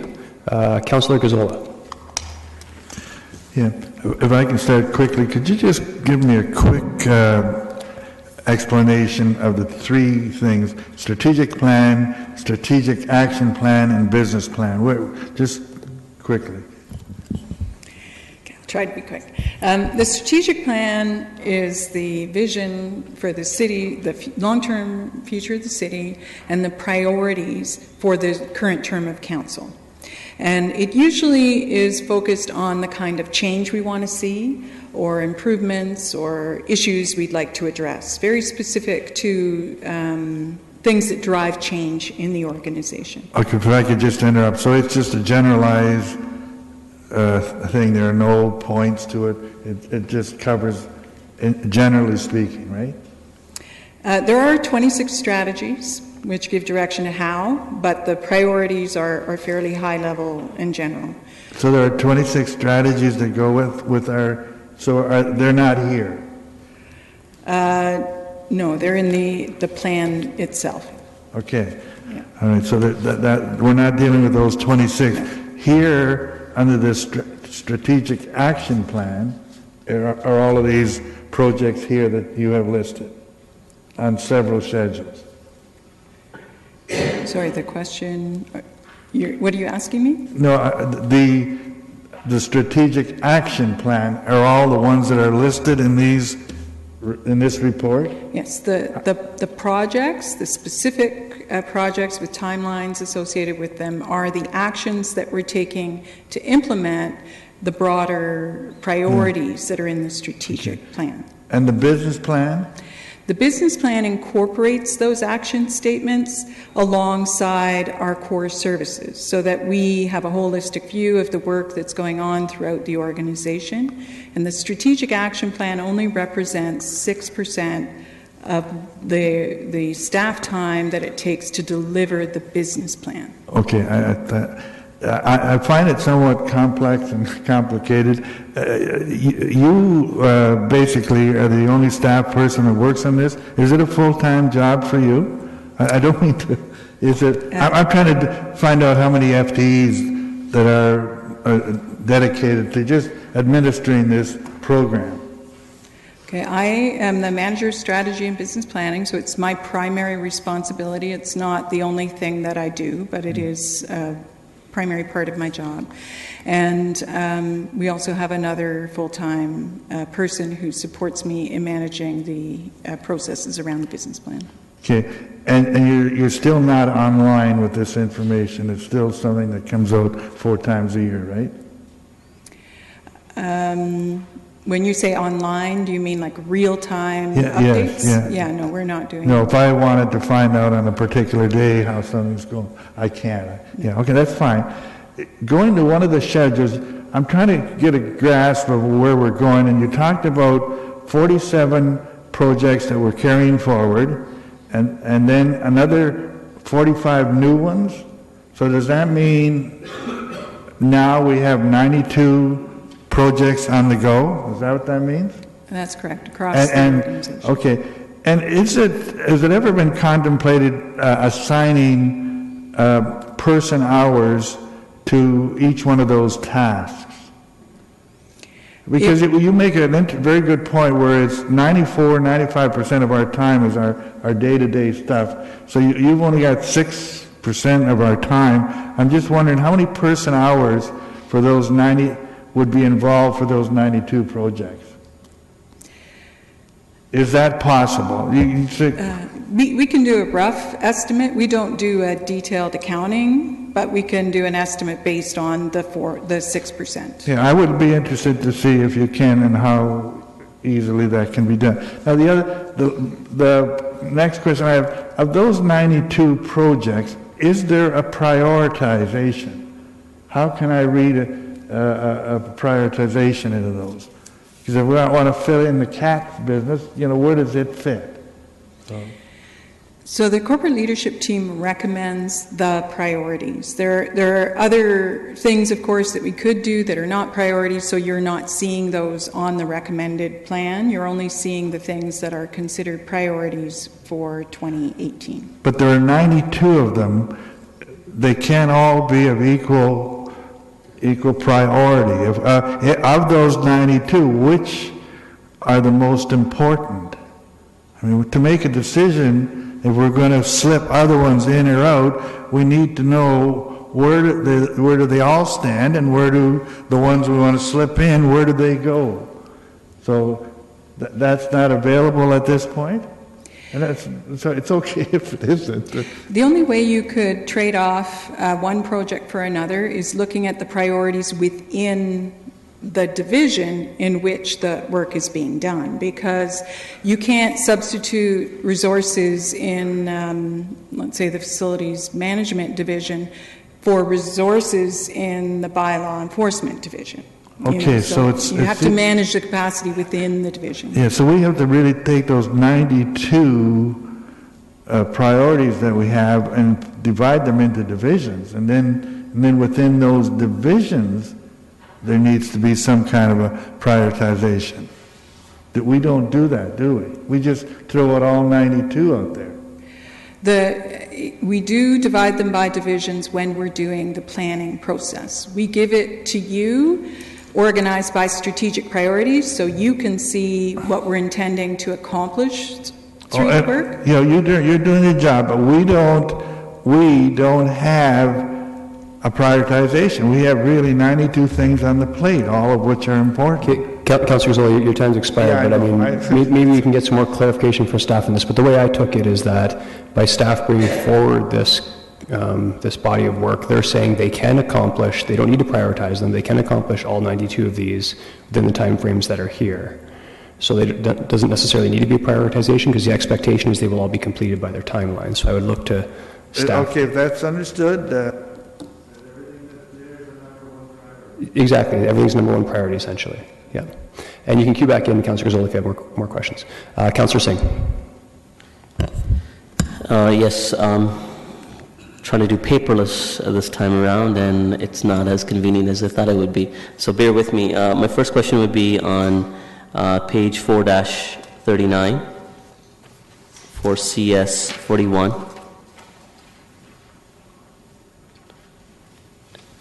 And I'll just go off my notes here. It's for development charges. This was a point I had raised as part of the budget process during capital when we looked at the DCs and asking that when we are conducting the next review, could we have a greater allocation for funding, non-engineering funding, to already built-up neighborhoods when development happens overall in the city, in reinforcing our existing trails, neighborhoods, parks, and such. In giving direction to staff, is this an appropriate time in saying that that be considered and looked at, or would that be a body of work that would already be done?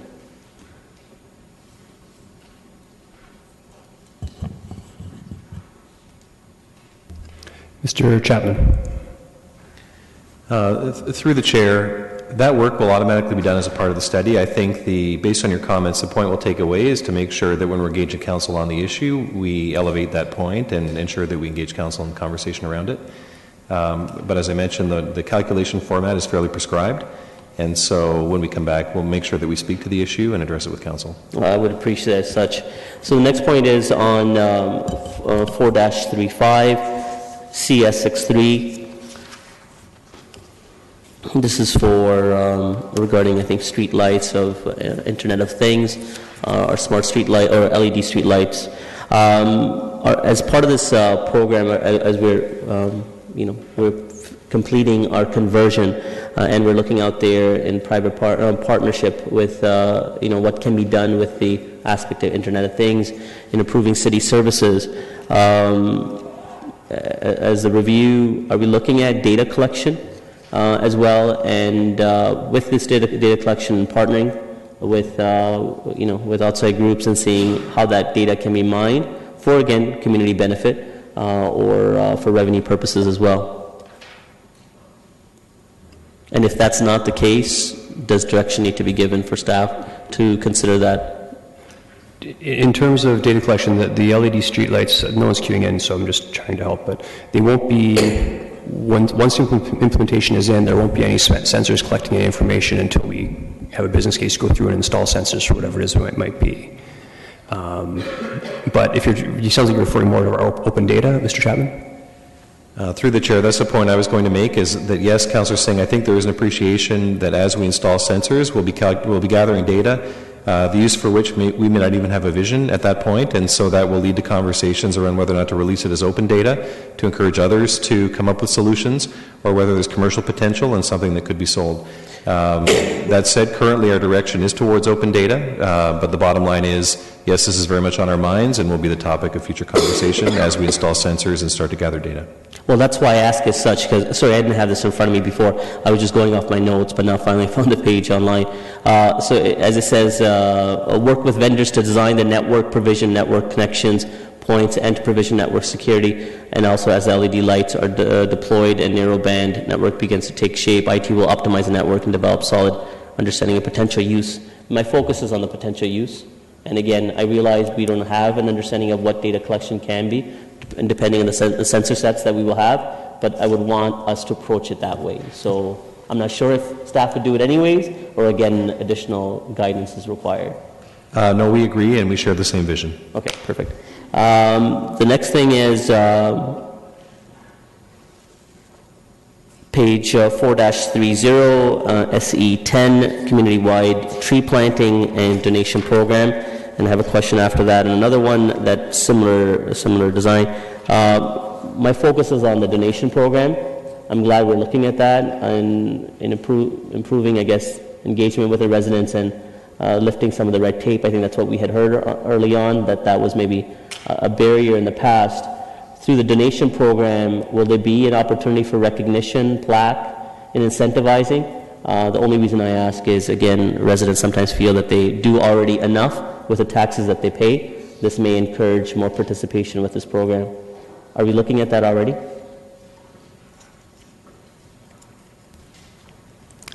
Ms. Fletcher? Through the chair, the donation tree planting program will come forward as part of the Sustainable Urban Forest program. And so I can take forward your questions. This question was, as part of the donation program that we are considering of implementation, will recognition of who's donating that particular tree, allowing for plaque, will that be considered as part of the program? It will be considered, and we will bring details forward as part of the program. Right. Staff are just in sync with what I would want, so I don't have to recommend any changes. The next one is Councillor Singh, could I get you to queue back in when... I only have one more and then I'm done. I don't have to queue back in. Yeah. The next one is for the, again, related to donation program. This is for neighborhood placemaking, public seating, same thing. If people are donating for seats, would be allowed for plaques on the benches as such. Mr. May. Through you, Mr. Chair. To be honest, this program doesn't have a big donation component, but certainly if people were interested in donating, we would look for the appropriate way to acknowledge that contribution. The only reason I ask is people look for ways to, I guess, contribute so that in memory of someone, if we had a recognition program through a plaque, I'm positive there would be far more uptake. So I would hope that program will consider that as a mechanism. So thank you. Okay, everyone in the queue has spoken before. I've actually had, in casual conversations, had most of my questions answered. The only one I do have, and I'm not sure if Mr. Murray isn't here, but on page 4-21, the broadband and fiber optic infrastructure, I like what I see here. I understand that we're in the process. My question is, I don't see any mention of wireless, more specifically 5G technology. Do we know if that is, if 5G technology is included in the advocacy for this item? Mr. Chapman? Mr. Chair, I don't know the answer to that question, so I'll ask Mr. Murray to follow up with an email. Okay, so actually that's fine. I just want to then pass along that, again, 5G is the next generation of wireless cell phone type technology, and my concern is the telcos are going to go after the lowest hanging fruit, being the large urban centers, Toronto, Vancouver, et cetera. So anything we can do to make sure that we're an early adopter, or as an early adopter as possible, I think it should be included in that. Okay, second round of questioning, Councillor Fernandez. Okay, I have a whole bunch, so I'm going to try and I'm going to ask them quick, and hopefully the answers will be quick. So on 4-20 and 21, the customer service review and closing the loop on the citizens, a little bit similar to what Councillor Marsh was talking about, and wondering where Pink Street is in all of this. I really thought we were there, but it sounds like we're still not there. How and when will we be? Yeah, Ms. Miller? Through the chair, I'm not sure if you have a specific question about Pink Street itself.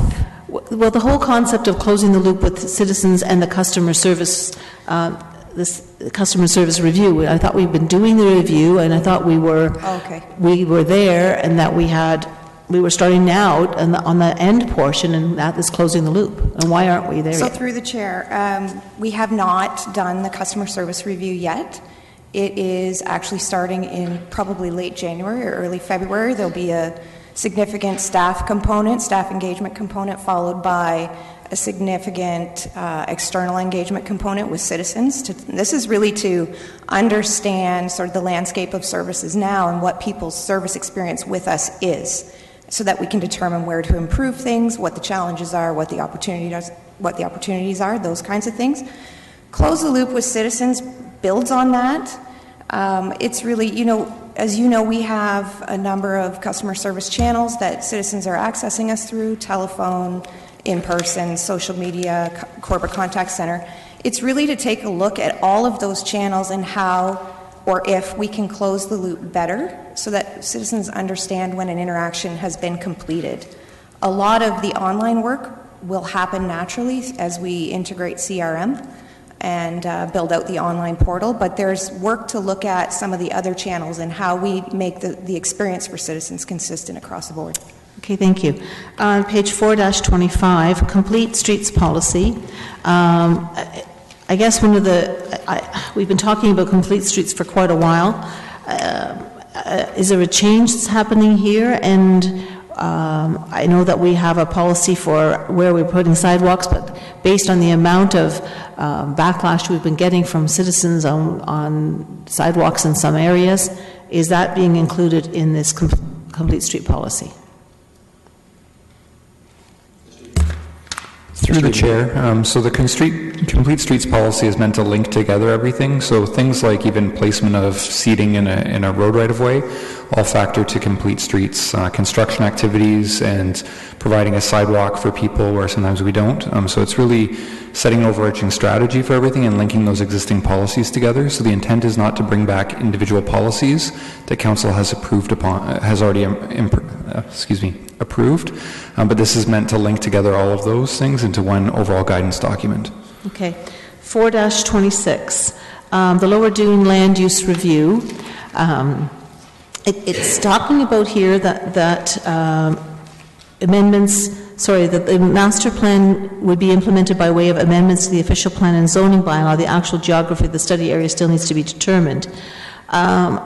I'm a little bit worried that we're talking about approving something in the official plan and zoning bylaw before we've done the actual land use review. And should that not be tied right in with the one below that, the Homer-Watson Conestoga College City Node Master Plan? Mr. May? Through you, Mr. Chair, the first one is to basically look at the entire planning framework for that area. So I think that will do exactly what you're describing, but it'll go beyond that to try to deal with some of the behavioral issues in the area.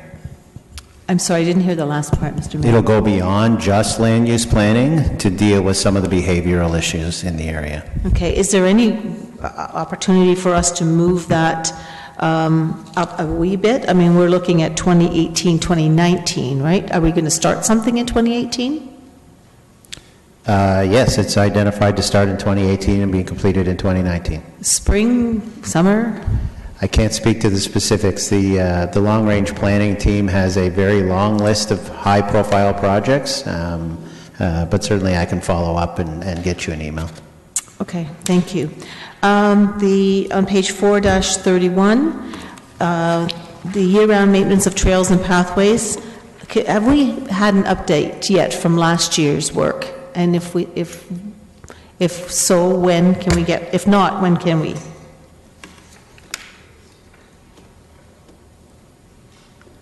Ms. Fletcher? Through the chair, council has not had an update, and I will follow up with staff on their timing and update council through an email. Okay. 4-33, development of detailed asset management plans, development of facility asset management plans. There's, just in reviewing the details and description, it seems a bit of overlap, and we've seen in the new section, recommended changes, that asset management plans for a number of areas throughout the city, cemeteries, golf, and a couple of others. Is this a change in action, or is it a moving up of action? Mr. Riedman? Through the chair, it isn't a change in action, it's a change in the way we report. So we are reporting on the 4 areas we are doing detailed asset management plans for this year. So that's a new item that you're seeing in the work plan, but it is work that was planned. So it's instead of just having that overarching line item, which is SE 18, we're showing which ones are the work plan for next year as well. Okay, and my last question on 4-41. E-services strategy, engagement, and refreshed roadmap. And when I look at advanced CRM technology, it uses the same wording, roadmap, work plan. First of all, can I understand what this e-services strategy, engagement, refreshed roadmap is, and how is that tied into the advanced CRM technology? Ms. Miller. Through the chair, the e-services refreshment roadmap is, council will recall, I believe it was in 2014, you approved the e-services strategy, and there was a roadmap attached to it at that time, which was essentially an implementation plan and talked about the kinds of e-services that we were looking at implementing in the future, and that plan needs to be refreshed. And so one of the things we want to do, it's actually tied to the customer service review, is to talk to citizens about what it is that they want to be able to do online that they can't maybe currently do, or that they can do but is maybe not, you know, the best user experience currently. So we want to use the engagement that we'll be doing through the service review to talk to citizens about that and create a new plan to move forward with introducing what citizens want in regards to e-services. Okay, thank you. I just, a quick comment, Mr. Chair, that there's a number of things here that as I was looking through, it just feel like we're no disrespect, but we're spinning our wheels, or we don't seem to be moving forward on a couple of these things, and I don't know if it's just my perception, especially around the customer service, around the closing of the loop, around the CRM. Now the e-strategy, we're already doing a review, and I feel like we haven't even had an update on what's been happening with that. So those are just my comments and maybe just my perception. Thank you. Councillor Gazzola? Yeah, just a couple more questions quickly. Going over this, and I'm trying to totally understand this. Appendix B has 120 action plans, not the 92 I was talking about. Is that right? So we have 190, or we have 120 on the go. Is that right? A number, through you, Mr. Chair, a number of those action items are ongoing programs and not projects with specific start dates and end dates, so that accounts for the difference between the 92 and the 120. Okay, then Appendix C gives 29 new. Are those 29 included in the 120? Yes, they are. And then the 6 to be removed are in the 120? No, they have been taken off. Okay, it's okay, yeah.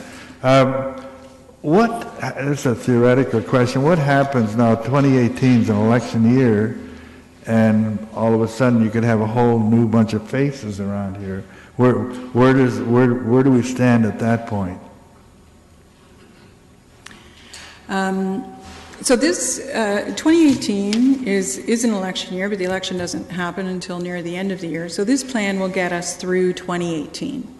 Many of these projects may take longer than that to complete, but I think it's our expectation we will finish what we start, even if it goes into 2019.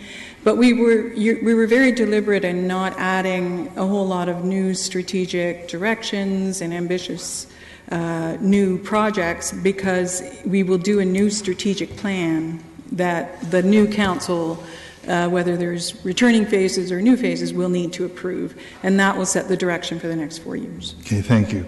I have a question on the AMPS program. I noticed that we're working with Waterloo. I'm just curious as to why Cambridge isn't working with us also, or with the three. It's really something that affects the 3 cities. Have we approached them, or? Through the chair, we did approach Cambridge, and they chose to opt out. Is this something that will affect every community in the province? Through the chair, it is our understanding and what the direction we've been given from the courts, that at some point everybody will have to go through this process. So Cambridge may have to do it on their own at some point. And just one final point on this: has AMO looked at this situation, and are they offering any guidance?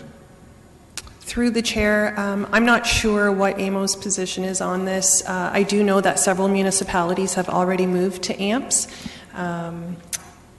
in the hopes of doing what we're doing, just getting ahead of being directed out by the courts. Okay, thank you. My final question is, and I have a situation in the ward that I represent that's just arisen recently, and council and staff are aware about it. It's the question of the pedestrian crossing of the LRT for the people around Trainer getting to Fairview. My question is that project in the 94% or is it in the 6%? So if it's in the 6%, it's not on the list. I'm hoping it's in the 94%. Who can answer that? Mr. Reedman can answer that. Through the chair, so it is a specific project, so it is in the 6% of work plan, so we're accommodating that work right now, but it isn't a core service, it's a specific project that we're addressing. Is it one of the items in the list? Through the chair, it's not listed in the work plan right now. As you know, the work is underway for the study, so then the next phase would be bringing back a report to council to either seek approval on the project, and it's subject to council approval, and then we would slot it into the budget process in a future year. So, okay, so do we have a lot of these that come up? 6% doesn't give us much time to do very much. So if that comes back, where does it fit within the 6%? Through the chair, so we have to work with the region on who would be the constructor of that project. So it may be the region that's the constructor of the project since it crosses the LRT, and it may be a funding allocation from each municipality. Those are the details we're working out right now. But if the city was leading the project, we would likely tender out the work to a contractor, and it will be managed within our work plan. That's fine, thank you. I just want to make sure that somehow it gets on the list somewhere. Thank you. Thank you. And last we have Councillor Marsh.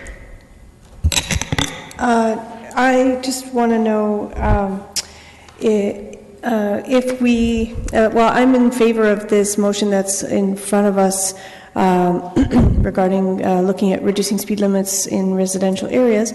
And since school zones are already only 40 kilometers an hour instead of lower, if we can just add an amendment that staff consider lowering the speed limit in school zones should we decide to lower the residential streets across the city to the same level. Okay, staff explore that as well. We'll include that. Councillor Gazzola, have in the queue again? Another question, I'm not sure if it's of staff Go ahead. My question is, we have 2 or 3 additional items coming forward. If they're going to go on the list, what comes off the list? Do we know that? Are staff going to say that 6% is going to stretch into 8%? Or? That's a question of staff. I believe depending what happens with the CAT licensing item, if we go ahead and approve, go ahead with the CAT licensing now, then we were told that AMPS would be coming off of the list. My understanding is if we don't, then nothing will change there. I think staff would have to comment with respect to the item before us, and I believe, as well as Councillor Galloway-Seelock's staff hasn't commented how it would impact the plan in place. So that would be staff to respond. Do you want to get a response on each of those, Councillor Gazzola? May as well. So we'll start with Mr. May. Do you have an idea yet, or would this be a follow-up question on Councillor Galloway-Seelock's, how it might impact the work plan? So I'll maybe just go through the list for CSD. So you're absolutely right. If the original motion on CAT licensing is to build out the full licensing program, we would have to put AMPS aside and notify the City of Waterloo that we won't be participating with them. If it is what the mayor has put in terms of what I think is a much smaller scope, it's simply research, we could do that as part of our core service, and AMPS could continue as well. In terms of Councillor Galloway-Seelock's question, I don't have I could support starting the business plan for the Southwest End in 2018, understanding that it wouldn't get complete in 2018, but could be completed in 2019. Okay, that's helpful. And Mr. Reedman on the traffic item? Through the chair, similar to Mr. May's comment, if this is purely a research component at this point in time, staff could accommodate it within our core service for next year. If it's beyond that, then we would have to look at either revising our work plan. Okay, I think that was helpful. I have two more in the queue now. Councillor Galway-Seelock. Oh, I was just bringing forward my motion. Oh, actually, yeah, if you wouldn't mind now, that would be great. It's just so we can take a look at it before we get into it. So it's pretty much what Mr. May said, that we're going to asking to move the business case to 2018 and completion in 2019. And then because I had the capital budget information, I thought I would just include it for people's purposes, so you can see the point that I'm making is that the majority of the funding for the program comes in 2020, and I believe we should have the business case before then. And so I would appreciate the support to move that up. Very good. And Mayor Vrbetovich? Oh, I had you queued. No, I think I was queued in earlier, just in response to Councillor Gazzola's question, but it's been answered, obviously. So. Okay, very good.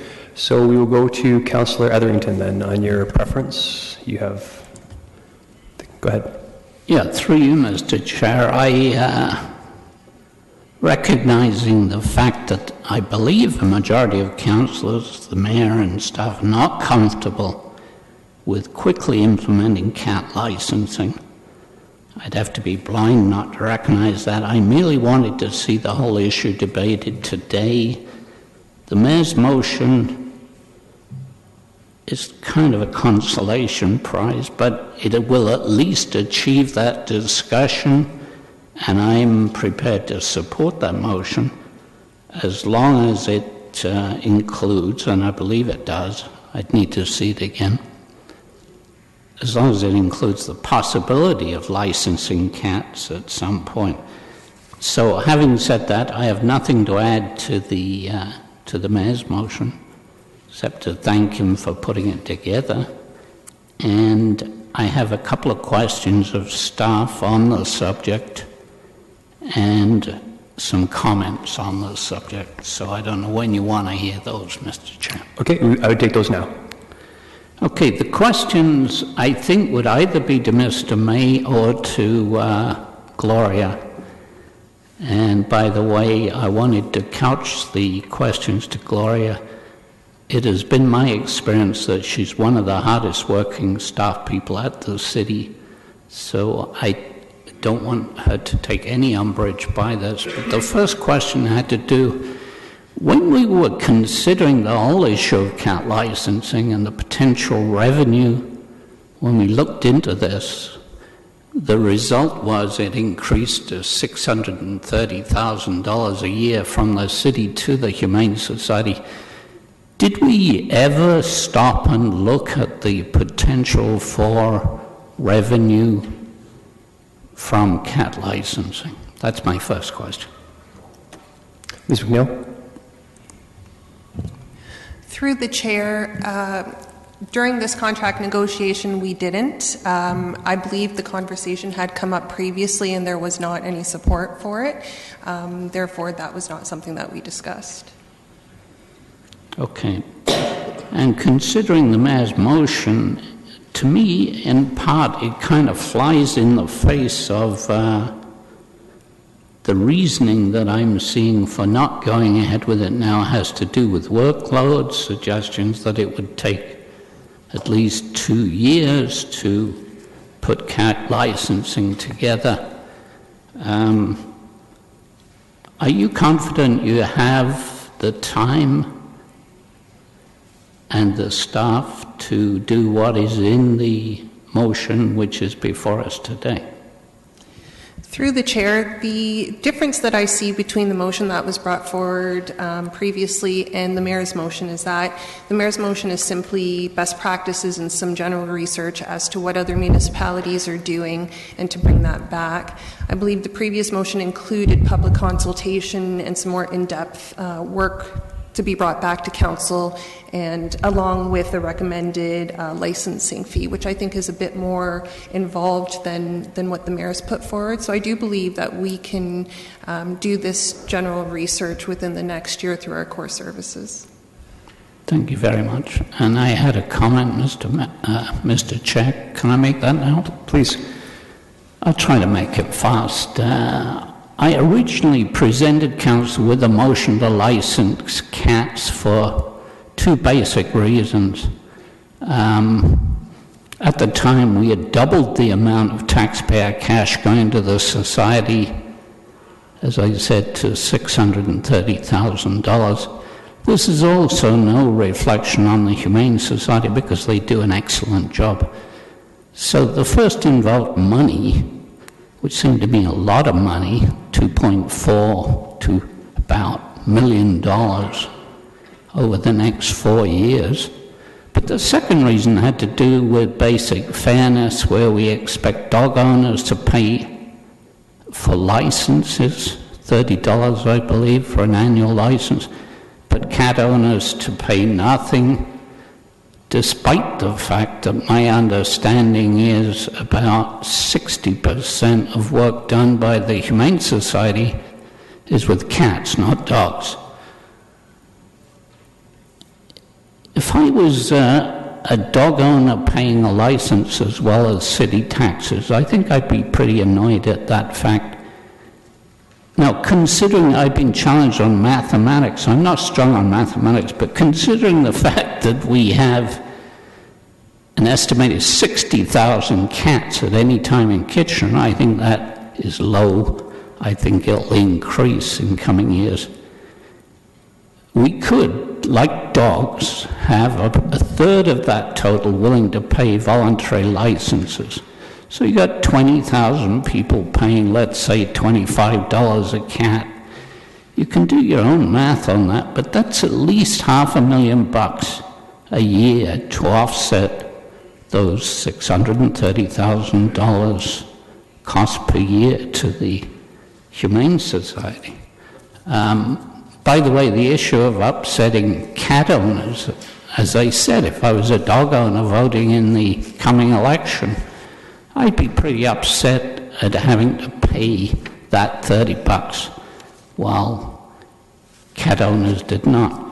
Now, I don't want to get into any detail on this because obviously we'll be looking at it, but I did read recently about Guelph has a voluntary cat license program, and as of January they're going to make it mandatory. They're hiring a company out of Kingston that tries to document people that have pets and suggest to them they should be paying licenses.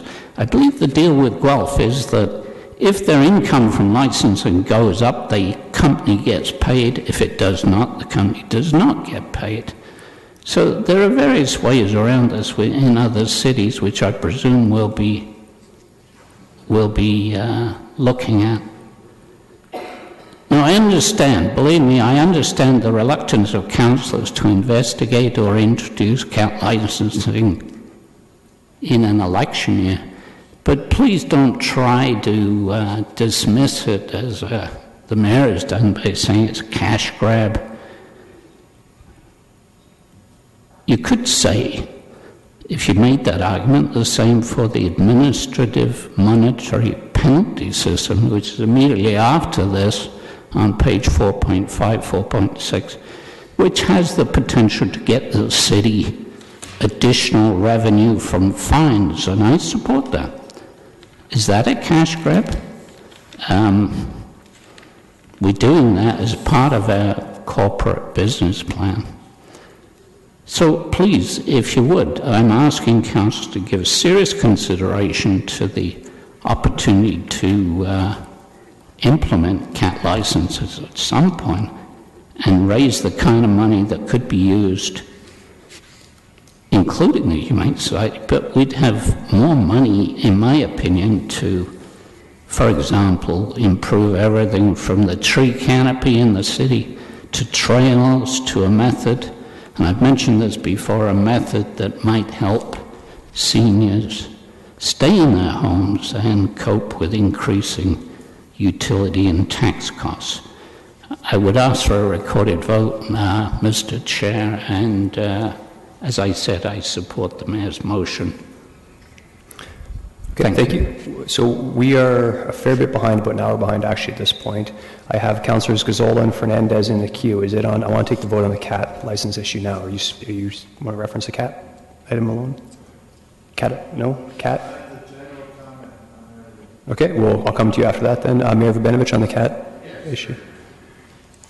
Thank you, Chair Davey. Just very briefly on the CAT. And again, I appreciate where Councillor Etherington is coming. I think we were all surprised by the change in fees that we've had to deal with, and rightly so, with respect to the Humane Society. And I understand what he's trying to get at. I don't necessarily agree with all of the arguments. I mean, you know, right now we're only getting licensing from 30% of the dogs, so to suggest that we're going to hopefully get 50% of the cats, I think is very hopeful, because the ability to detect cats, quite frankly, is nowhere near as easy as it is dogs, because when you come and knock on the door, if you go to that step, you're not going to get a barking cat coming to your, you might get a meowing cat, and if you can hear it, and in all likelihood, you're not going to know what's, that there's cats in the house. For me, this is really about the ability to return cats to their owners, find them if that's appropriate, if they're running loose, and having a better control of the cat population. And so that's why, in my mind, pieces like microchipping and spay and neutering are a big part of this. Will licensing be part of it? Maybe that is a best practice, maybe not, but at least this will give us the opportunity to do all the homework going forward, and then we can decide in the future. Okay, so that concludes. A recorded vote has been called as moved by Mayor Urbanovich, and we'll vote on that rate meow. Had to do one. Just the cats. I was going to say, if you had a general comment, I was going to say it before we vote on the main recommendation. Okay, so we just hold off on that vote for 1 second. Councillor Gazzola, you can make your comment now. Yeah, I'd like to make my whole thing and get it over with, okay? All right. Now, I think on this whole issue, I think staff have done a lot of work, and there's been a tremendous improvement over the number of years and the work that they've done. I think they've, even though I have had some trouble understanding, I think it's well laid out, okay? And so with that, I will totally support what staff has brought before us. I will not support any of these additional items that are being brought forward, because I do not see them as of an urgent nature, that we need to deal with those and shove out other stuff that is important to us. On a couple of them, staff, in their kindness, are saying, yeah, we'll try to work it out when we do our core services. To me, our core services are our main priority. We have to look after our customers. And if we start throwing in extra things for staff to do, they'll probably work on it, but I'm afraid it makes it that they have to drop other things. So our core services are essential, and I think that's where we need to concentrate on them. Again, these projects that are being thrown forward here really go on into 2019, and it could be a whole new world around this horseshoe for 2019. So I'm totally in support of what's before us, and to emphasize that nothing that these additional items that have been brought forward to us are of such urgent nature that they have to set on the back burner some of the other projects that have already been there for a number of years. And really, our core projects, our core work is the stuff that we have to do. I look at the other 6% as nice to have, but do we really need to do them? They're nice to have. They're tremendous things to improve service to our customers, but it's the 94% we have to look after. Point of clarification, Mayor Urbanovich. Apologies, Mr. Chair, but I think it needs to be corrected. Nobody said that anything is being put on the back burner by considering these.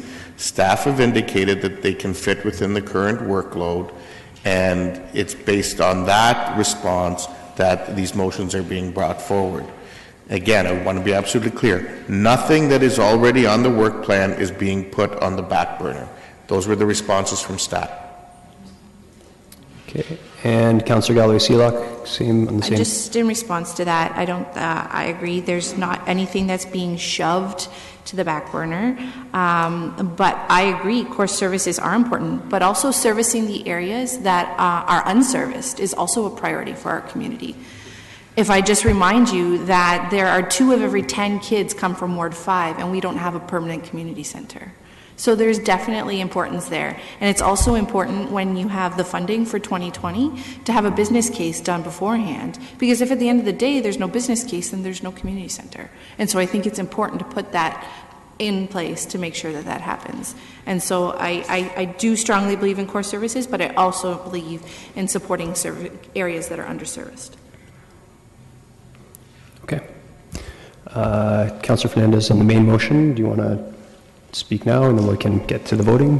I apologize. When I asked the question, I wondered if I was supposed to, when I asked about the construction bylaw, question in terms of reducing the ability for construction to happen on weekends, should that have been a motion? Or I just want an answer from staff about the kind of time it would take. So if that needs to be a motion, I have written something out, but I just really want to make sure that I'm not... I think just for clarity, I think we should, I think we should take that as a motion. So it's really just a question asking staff to give me an understanding so I can honestly respond to these residents, the kind of time it would take for us to do a review around the construction industry's ability to not work on the weekends. So that's really all I'm asking for. I don't want to change anything or add anything to the business plan.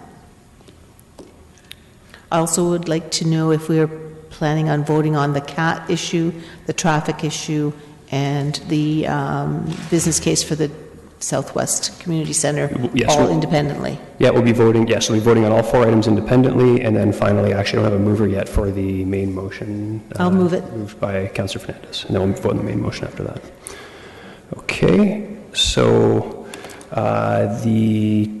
we've dealt with the CAT issue, so we can vote on that one now, and that's been a recorded vote.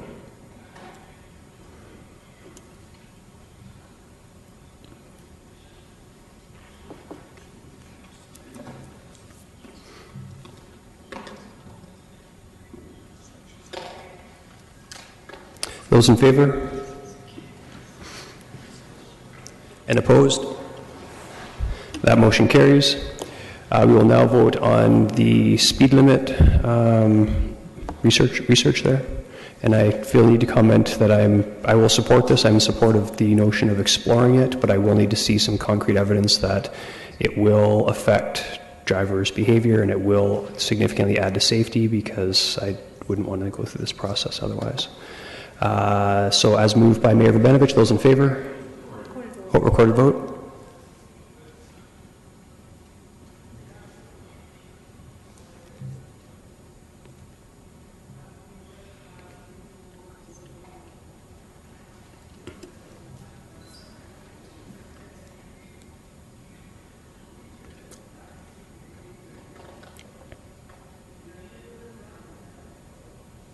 Those in favor? And opposed? That motion carries. We'll now deal with Councillor Galloway-Seelock's motion, the community center.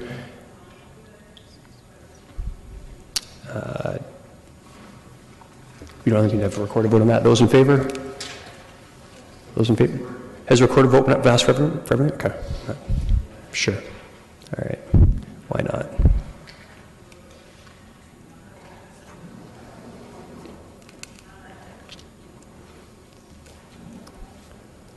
Voting is open.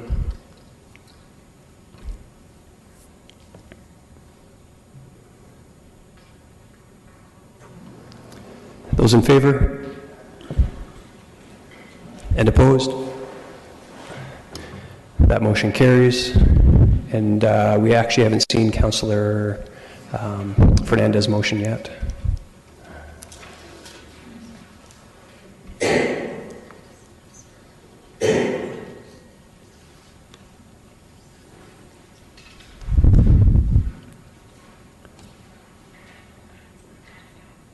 Okay, so the motion is essentially asking staff for how much time it would take to research the bylaws around construction. Okay.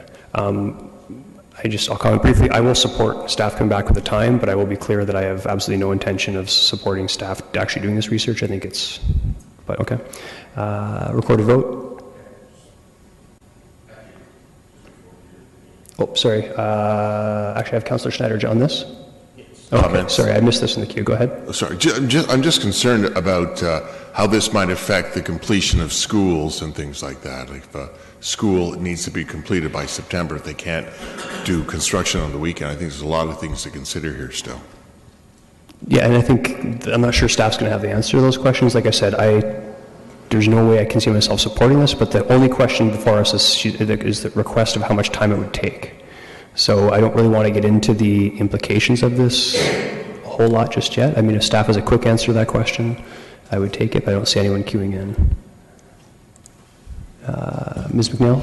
Through the chair, I know City of Waterloo just recently went through and repealed and replaced their noise bylaw, and they actually went through the process of hiring a consultant, and it took them in excess of 12 months to do that. So I would guess that it would probably be the same amount of time for us.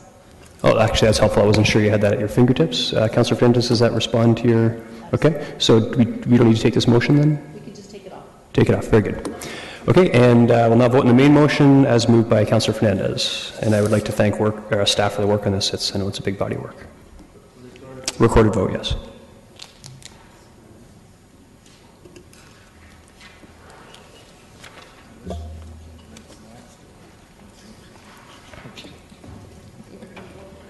Those in favor?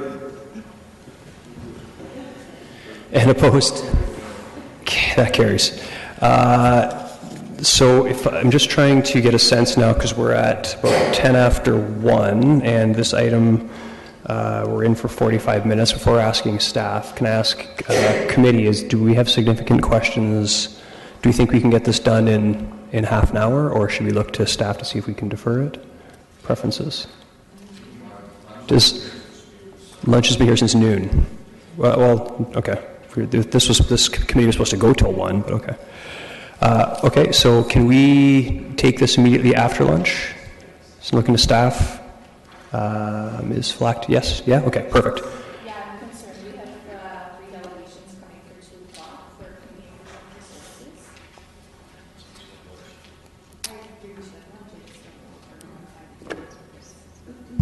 Okay, hands raised. Who has questions on this item? I thought it was fairly self-explanatory. Questions. Okay. Please. It looks like we have a gap between 5:30 and 7. So why don't we pack it on unless it's a problem for licensing? Can we pack this on at the end of community services? I'm not sure if licensing they may have after-work commitments and that sort of thing. That's okay? No, it does not work? Okay, it does not work. So I think I'm just going to say, we took too long. We're going to have dinner late. My preference. I mean, I'll take a vote on it if you like, but I think we should just deal with it now. Try and get it done in 20 minutes, and then get back on target. And if anyone has an argument with that, then we can take a vote on it. Councillor Marsh.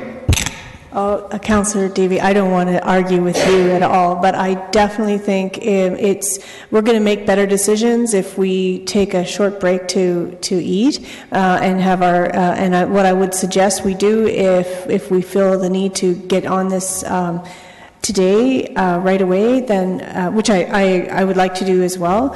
I suggest that we attempt to sit and do this right after lunch, but before 2 o'clock. Rather than try to plow through now. Timing for caucus? Mayor Benich or someone can, Mr. Chapman, timing for caucus? Caucus item until later, like 5:30 to 7 kind of break. I'm available. I don't know about the other staff, but I can be available for caucus later. I don't know. Mr. Chapman? Through the chair, we'll check with staff. I'm certainly familiar with the content of the caucus report and can speak to it generally. If staff can't be here, I can also get any technical questions from you and attempt to respond to those later on as well. So I'll confirm that staff can be here, and if not, I'll let you know, Mr. Chair. But certainly I can speak to the caucus report in general this afternoon. Okay, so, and sorry, but timing for the caucus report, how long do you think it will take? It depends on I think it's a fairly straightforward issue. It depends on whether or not council wants to debate the options. Okay. So can we try to reconvene for, like, say, 1:40 to maybe then do that? Does that work for everyone? Okay, reconvene for 1:40, and then we'll deal with licensing as soon as you come back. Okay? I'll take the motion, though, to go in camera and get that over with. Moved by Councillor Fernandez, second by Councillor Galloway-Seelock. All those in favor, opposed, that's carried. Move the QP 791 settlement. Councillor Ioannidis, Councillor Schneider. All those in favor, opposed, that's carried. Bylaws for 3 readings. Councillor Marsh, Councillor Yanetsky. All those in favor, opposed, that's carried. Motion to adjourn.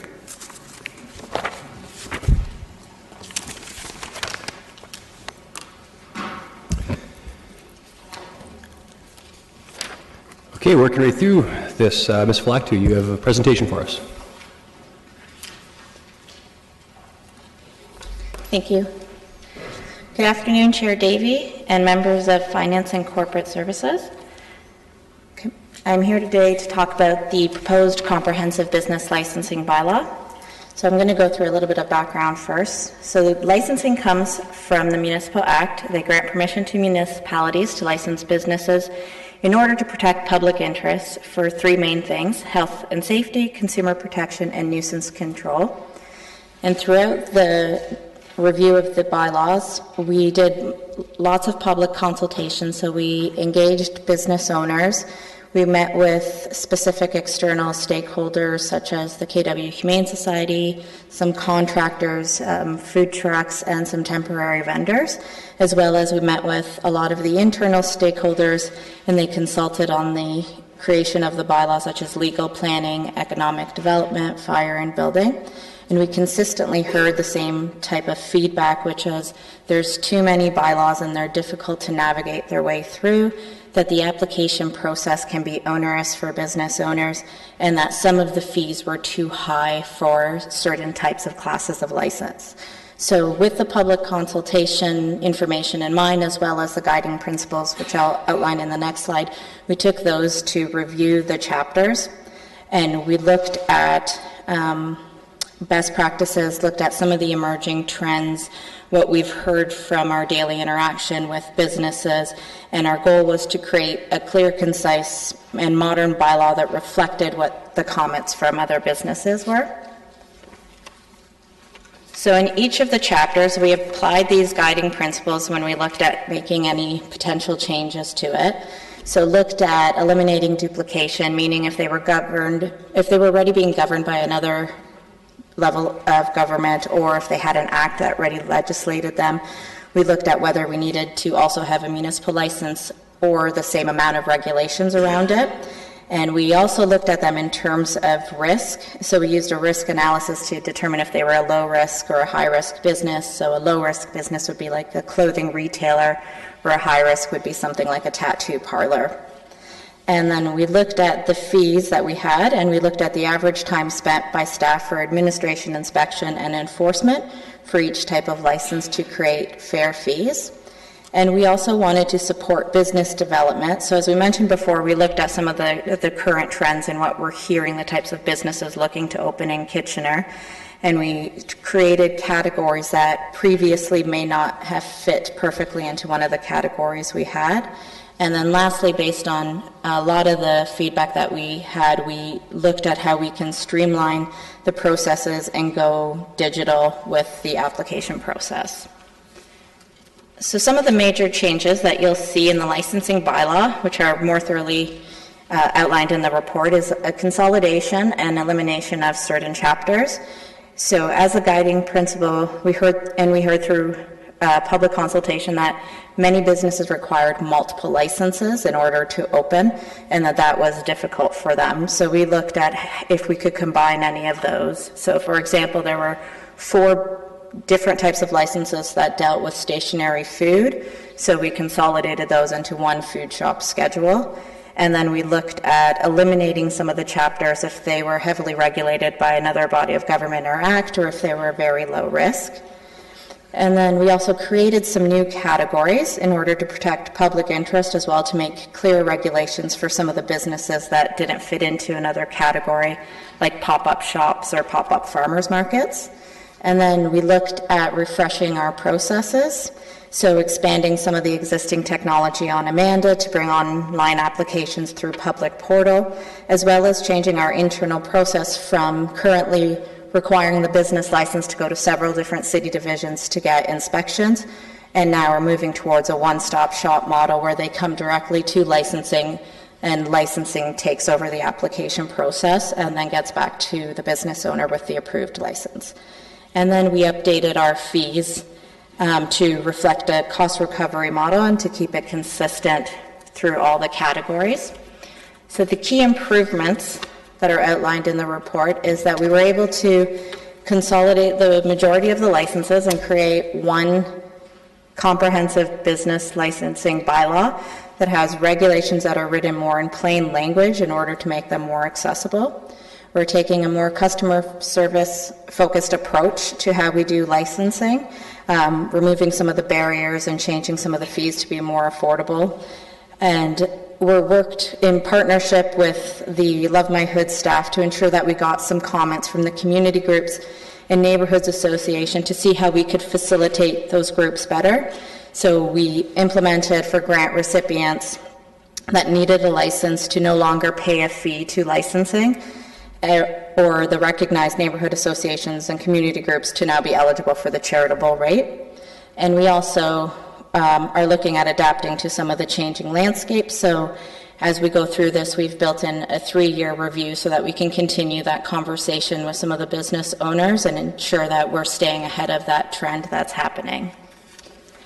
So our next steps for business licensing would be, we're going to continue our education with both internal and external stakeholders to let them know what some of the changes are to the processes in the bylaw, as well as sending out notices to business owners, developing more of an online presence, and offering cross-divisional training so that everyone is giving out the same information. There'll be the implementation phase, which will be to create applications and toolkits and have the changes made to Amanda and public portal, hopefully ready to go for April 1st. And we want to continue to support the partners that we've developed throughout this process. So as I mentioned, we're going to have a toolkit which will be developed as part of an internal working group that we'll have available through economic developments, to the community groups, to the small business center, the Uptown BIA, so everyone will have access to that. And then we'll continue to monitor and review the bylaw throughout the 3 years to make sure that it's working for businesses, community groups, and for staff. Thank you. Very good, thank you. There are 4 people in the queue for questions, starting with Councillor Marsh. Thank you. Great job on this report. It's really refreshing to see that we're going to have some red tape removed for the residents.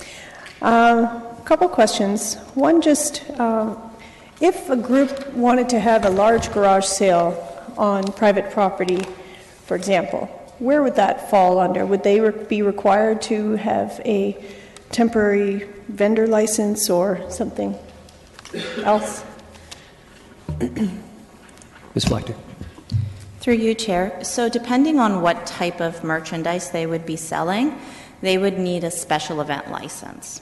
Oh, okay. Special event, that's not within our, where is, oh, here it is, 225. Okay, so it would be a special event and not a temporary vendor, potentially. Okay. Yes. Thanks. Then I wonder, the cost recovery model is a good one. I'm just wondering about buskers. We have a new fee, and all the fees would be $55. If a person signed up for a busker license in July, would then their renewal come up annually, or is it a calendar year And if, yeah, so... Okay. I'll Through ask you, that Chair. first. Through the cost recovery model, we can't do prorated on a cost recovery because the cost of the administration inspections would be the same whether they applied in January or July. So they would require, their license would expire March 31st, and they would require to obtain a new one by that date. Okay, so even if they applied it and wanted one for an event in January or February, they'd have to pay the full amount and then not be able to busk after the deadline, the date? Unless they renewed their license, yes. Okay. That'd be something that I would ask that staff consider, looking at how can we make sure we're serving the public to in a reasonable way. So for buskers, what's the process once a person receives a busking license? Yep. Are they told where they can busk, and can you tell us a bit about how the inspectors need to inspect them? Through you, Chair, yes. So if someone was to come in and apply for a busker license, they would fill out an application and they would be informed what the requirements are for them to obtain that license. We don't have specific locations where they can or cannot busk by address. We have it outlined as you can't be obstructing traffic or sidewalk and those kind of requirements, but not specific addresses that they can busk at. Okay, so we don't limit the number of buskers in a particular area? We do not. Okay.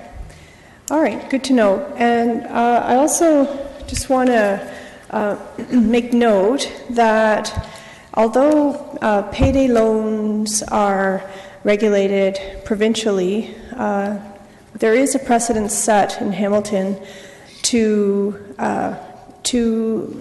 require a special license at the municipal level. And I'm just wondering if you can tell me about whether or not you looked into that and whether or not that's something that was considered for Kitchener. Thank you. Through you, Chair. Yes, we looked at payday loans specifically, and I reached out to City of Hamilton, and part of the reason that they decided to regulate them as well as the provincial legislation is because they had an oversaturation problem. So they estimate about 50 to 60 of these types of establishments in their municipality. We have about 8 to 10.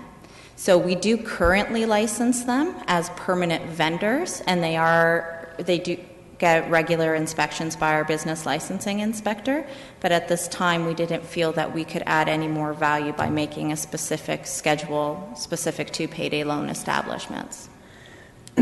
Okay, so just to clarify, you're saying that when you looked into it, a cursory look told you that we only have 8 to 10 payday lenders in the city of Kitchener? That's right. That's hard to believe. Okay, so at this point I'm not going to I'm not going to propose an amendment, but I'm going to ask, I'm going to look at this with staff and see if there is an opportunity at all for us to make an effective addition to this, and Chair, I would bring it forward at the appropriate time down the road. Maybe at council, but maybe perhaps at council? Future. Yeah, okay. Thank you. Thank you. Councillor Fernandez. Thanks. So in your survey, how many did you have actually respond? I read through it a couple times and I thought you might mention it in your PowerPoint, but you did not.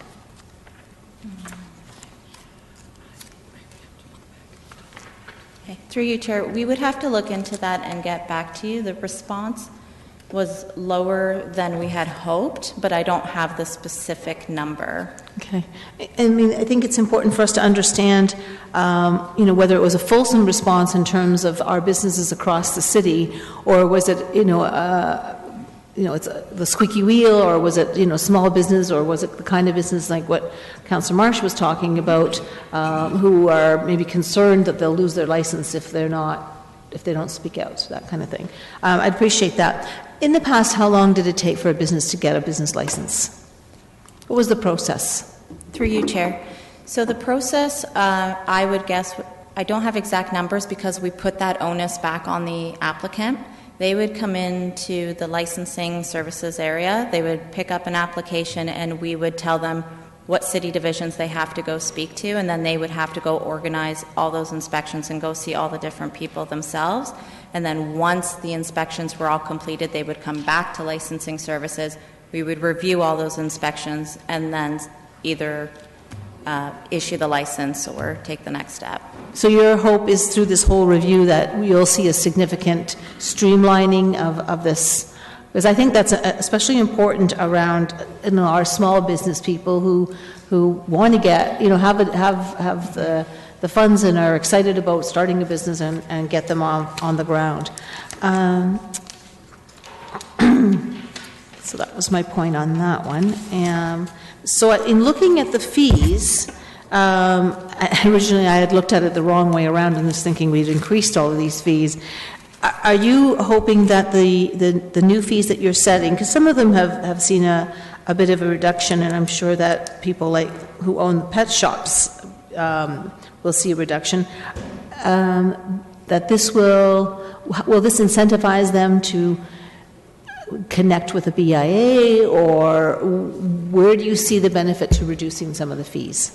Thank you. Through you, Chair. So in talking with a lot of businesses, especially some of the smaller ones, they found the cost of some of the licensing to be a little too prohibitive for them, as well as some of the temporary vendors who previously, if they wanted to hold an event in Kitchener, if they were here for 4 days versus 3 days, it was upwards of $1,500 for them to obtain a license, which they were finding it difficult to do. So we thought by doing the cost recovery model and adjusting the fees, that these fees would also help attract and retain some of the businesses and bring some of the neighborhood groups into actually applying for licensing. Okay.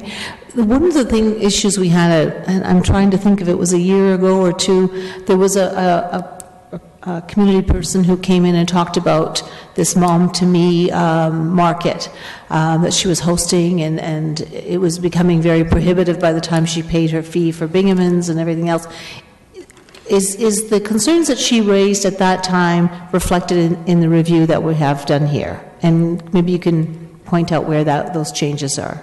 Sure. Through you, Chair. So the example that I used of the temporary vendor, that's the license that I think they were Mom to Mom group would have been applying for. So because they wanted to do it a Thursday, Friday, Saturday, Sunday, the cost of a license would have been $1,500 versus the change now that would be about $225. Okay, that's really great. I'm glad to hear that we heard those, and it's been a while yet since that came forward, but that we're including that. I don't see any other concerns with this, and I don't think Councillor Marsh moved it. No, I'm willing to move the motion as recorded in the report. Very good. We have 5 people in the queue still. Councillor Ioannidis. Thank you, Chair Davey. My questions are, and I do apologize, I was doing some signatures, so in case some of these questions may have been mentioned already. So I see that almost the majority of the fees here are reduced significantly. So how are we recuperating these costs? Is it coming out of legislative budget, or how are we offsetting these costs? Because I'm sure not everything is cost neutral.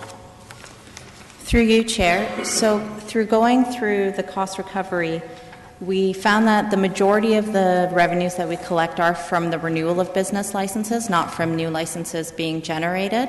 So with the way the new fee structure is, the renewal fees still cover the majority of the revenues, and if we were to get the exact same number of licenses, there would actually be a 5% increase to the revenues.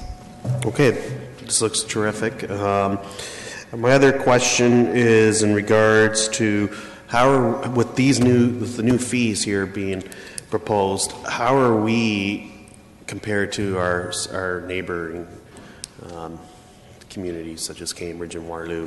Are we a lot more competitive now? Through you, Chair, these are very comparable to both Waterloo, Cambridge, as well as Hamilton and Guelph. Okay, excellent work. I'll make a comment when the time's appropriate. Okay, very good. I just point out too, there is more on the, I was actually surprised too, pardon me, on the finance side, but on page 512, after all the reductions, the revenues says on there, there's a little more information that's projected to be 5% greater, so that's good news. Councillor Yudesky.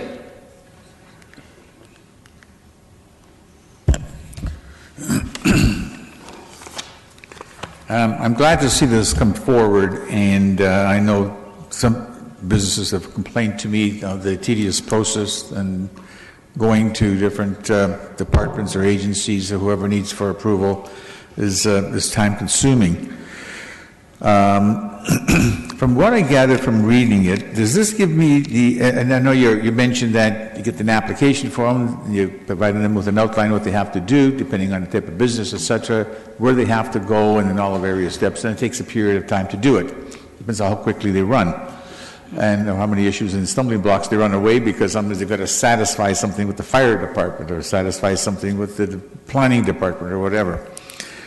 With this system, once they've got an application, completed it, and submitted it to you, that's where I would assume it's going to go, would you then be circulating it, as I would understand, to all the appropriate departments at the same time? So this way, when planning's working on it, fire department's working on it, clerk or legal, they're all doing their thing, and it all comes back to you. Is that the intent, whereby the owner does not have to do any running around, he just maybe touches base with you to see how things are coming along or what has to be done? Through you, Chair. Yes, through the Amanda system, it would be automated, so the application would get scanned into the Amanda system, and the appropriate city division would be contacted, letting them know that there is a pending application. So everyone would receive it simultaneously. Okay, and if there's an issue with the fire department or something like that, they would then contact the owner and say, "Hey, listen, you have to do this to satisfy my release back to you." Is that how that would happen, or would it be coming back to you, and then you got to contact them? No, that's correct. So the department or division themselves would contact the business owner and either schedule an inspection if they need to actually go out to the business to inspect, or would advise them of any issues that arise with the application. Okay, and that sounds good, because I remember dealing with stuff like this, and it's just such a tedious process, and the applicant, it was just always, oh, geez, I got to go through all this, and it just becomes more of a nightmare for them. So I'm glad to see this, and plus that with the price reduction, I'm not too sure whether there'll be less work for you. I'm assuming it'll still probably be about the same. That's what I would gather, but I think it's a step in the right direction, because I think you'll have much more happier business people out there and individual residences, depending on the nature of the license that they're applying for. So that's well done. Thank you. Councillor Singh? Yes, thank you. I have a bit of a comment and a question. I think the question was more related to non-for-profit organizations, and this is something that you yourself actually assisted me with. So that has been incorporated the way it was explained earlier, that even organizations that may not have a not-for-profit status, but again, the nature of the business is as such, like community centers, that they would get the lower rate. Is that correct? Through you, Chair. Yes, so if they're a recognized community group or neighborhood association, they would be eligible for the charitable fee. Excellent. That's glad to hear. So that was a significant missing link in our past practice. I'll just loop back in for comment, Mr. Chair. Thank you. Councillor Gallagher-Seelock. Yeah, a couple questions. Sorry, I had to step out, so I'm sorry if these were already answered. To go back to the buskers, specifically, why would the renewal fee need to be the same as the new fee if it's the same busker asking? Through you, Chair, why would the fee be the same for the renewal? The time to administer and do any inspections on the busker license would be the same. There would be no change in the renewal. So if they had to submit a police clearance check with their application, they may have to do the same for their renewal, so that inspection cost and the administration cost doesn't change. I just figured it would be in the computer and you'd just have to change the dates and then they would have their license, right? So they get an annual license. Right. So every year they have to renew that license. No, I understand that. I'm just saying that if they've already brought forth all the data that they needed, and so you would have it already in your computer, why would the cost be the same?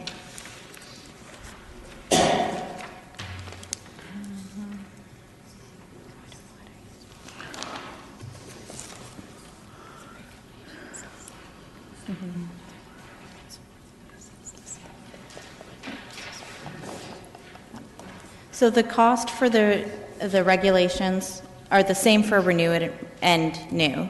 So just because we're doing a cost recovery, it would be the same cost for a new or a renewal license. It would be the same amount. So if for some reason they needed less requirements for the renewal, then the fee would have been reduced. Okay, I'm not sure we're getting at what I'm trying to get at, but I'll talk to you afterwards about it. It's not overly material right now. I wanted to check with regards to the definitions between the stationary and the pop-up farmers markets. I wasn't getting a clear understanding of the difference. Like if a pop-up is like once a week, they're going to be in the exact same location. Is that considered a pop-up?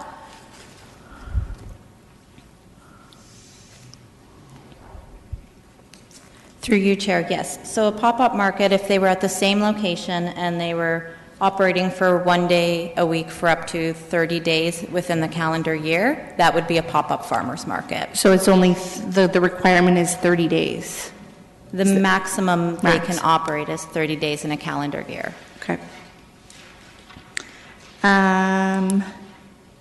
I just had a question with regards to the current fee for a pop-up shop. Was it really $1,541? Or sorry, yeah, $1,541? It is. That's crazy. And it's going down to $125? That's right. They're gonna be pretty excited about that.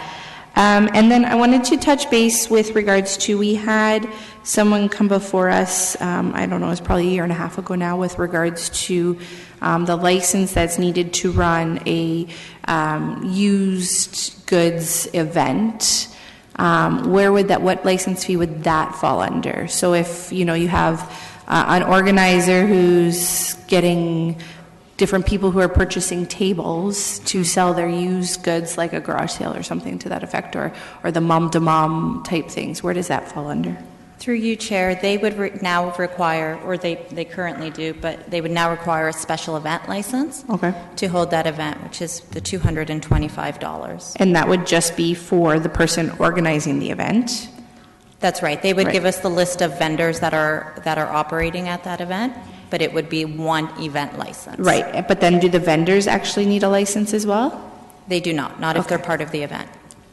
Okay, I think that is all of my questions. Yep, thank you. Thank you. Councillor Gazzola? Yes. Was this item previously on our strategic action plan, and if so, what category was it under?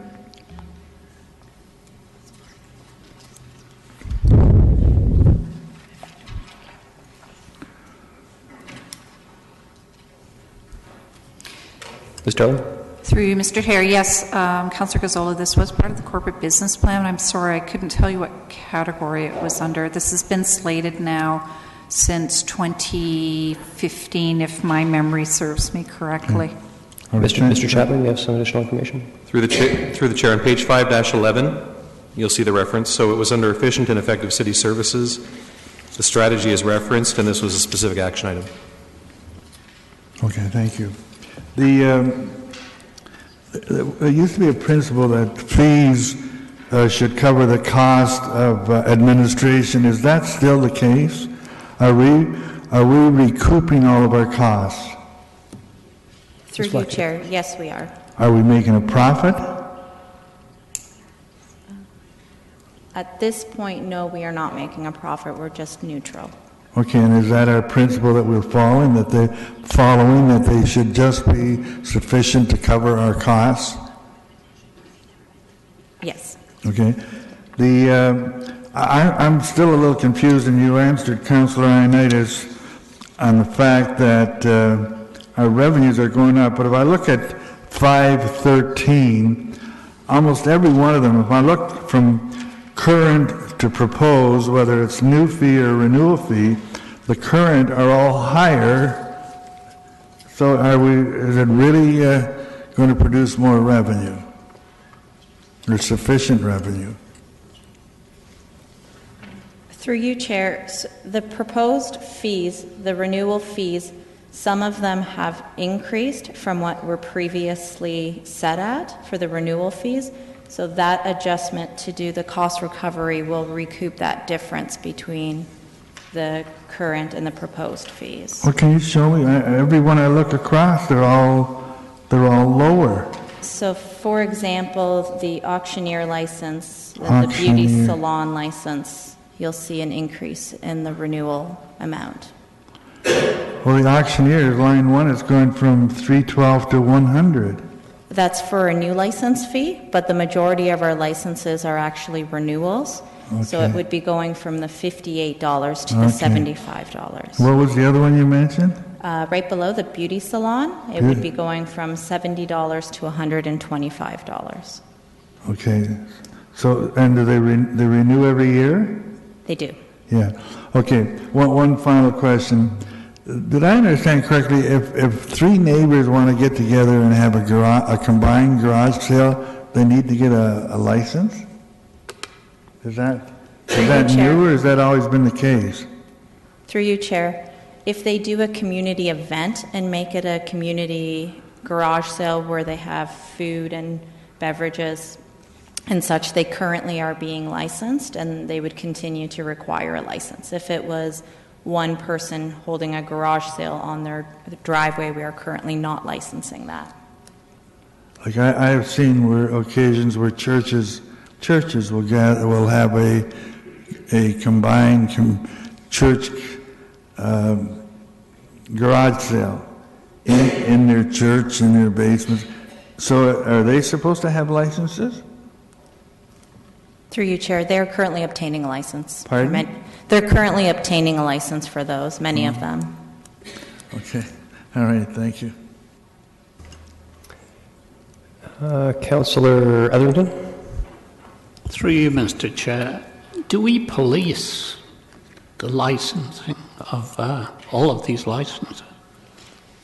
Through you, Chair, yes, we have a business licensing inspector that goes out to inspect these types of licenses. In addition, we rely on bylaw enforcement staff to take a look at some of the mobile businesses as well as any special events happening on weekends to ensure they're licensed. Going back to the busker license, is it fair to say most buskers don't have licenses?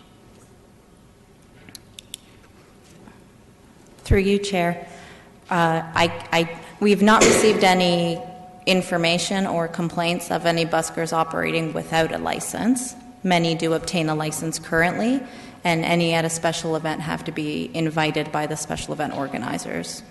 But if I'm walking down the street, how do I know if a busker is licensed? Through you, Chair, our business licensing inspectors provide them with an identification card that they must be wearing at the time that they're busking. Do they listen to the music? They do. Thank you. Mayor Vanovich? Thank you very much. It's more a comment, if I can, than a question. We are into comments now, so. Okay. This is awesome.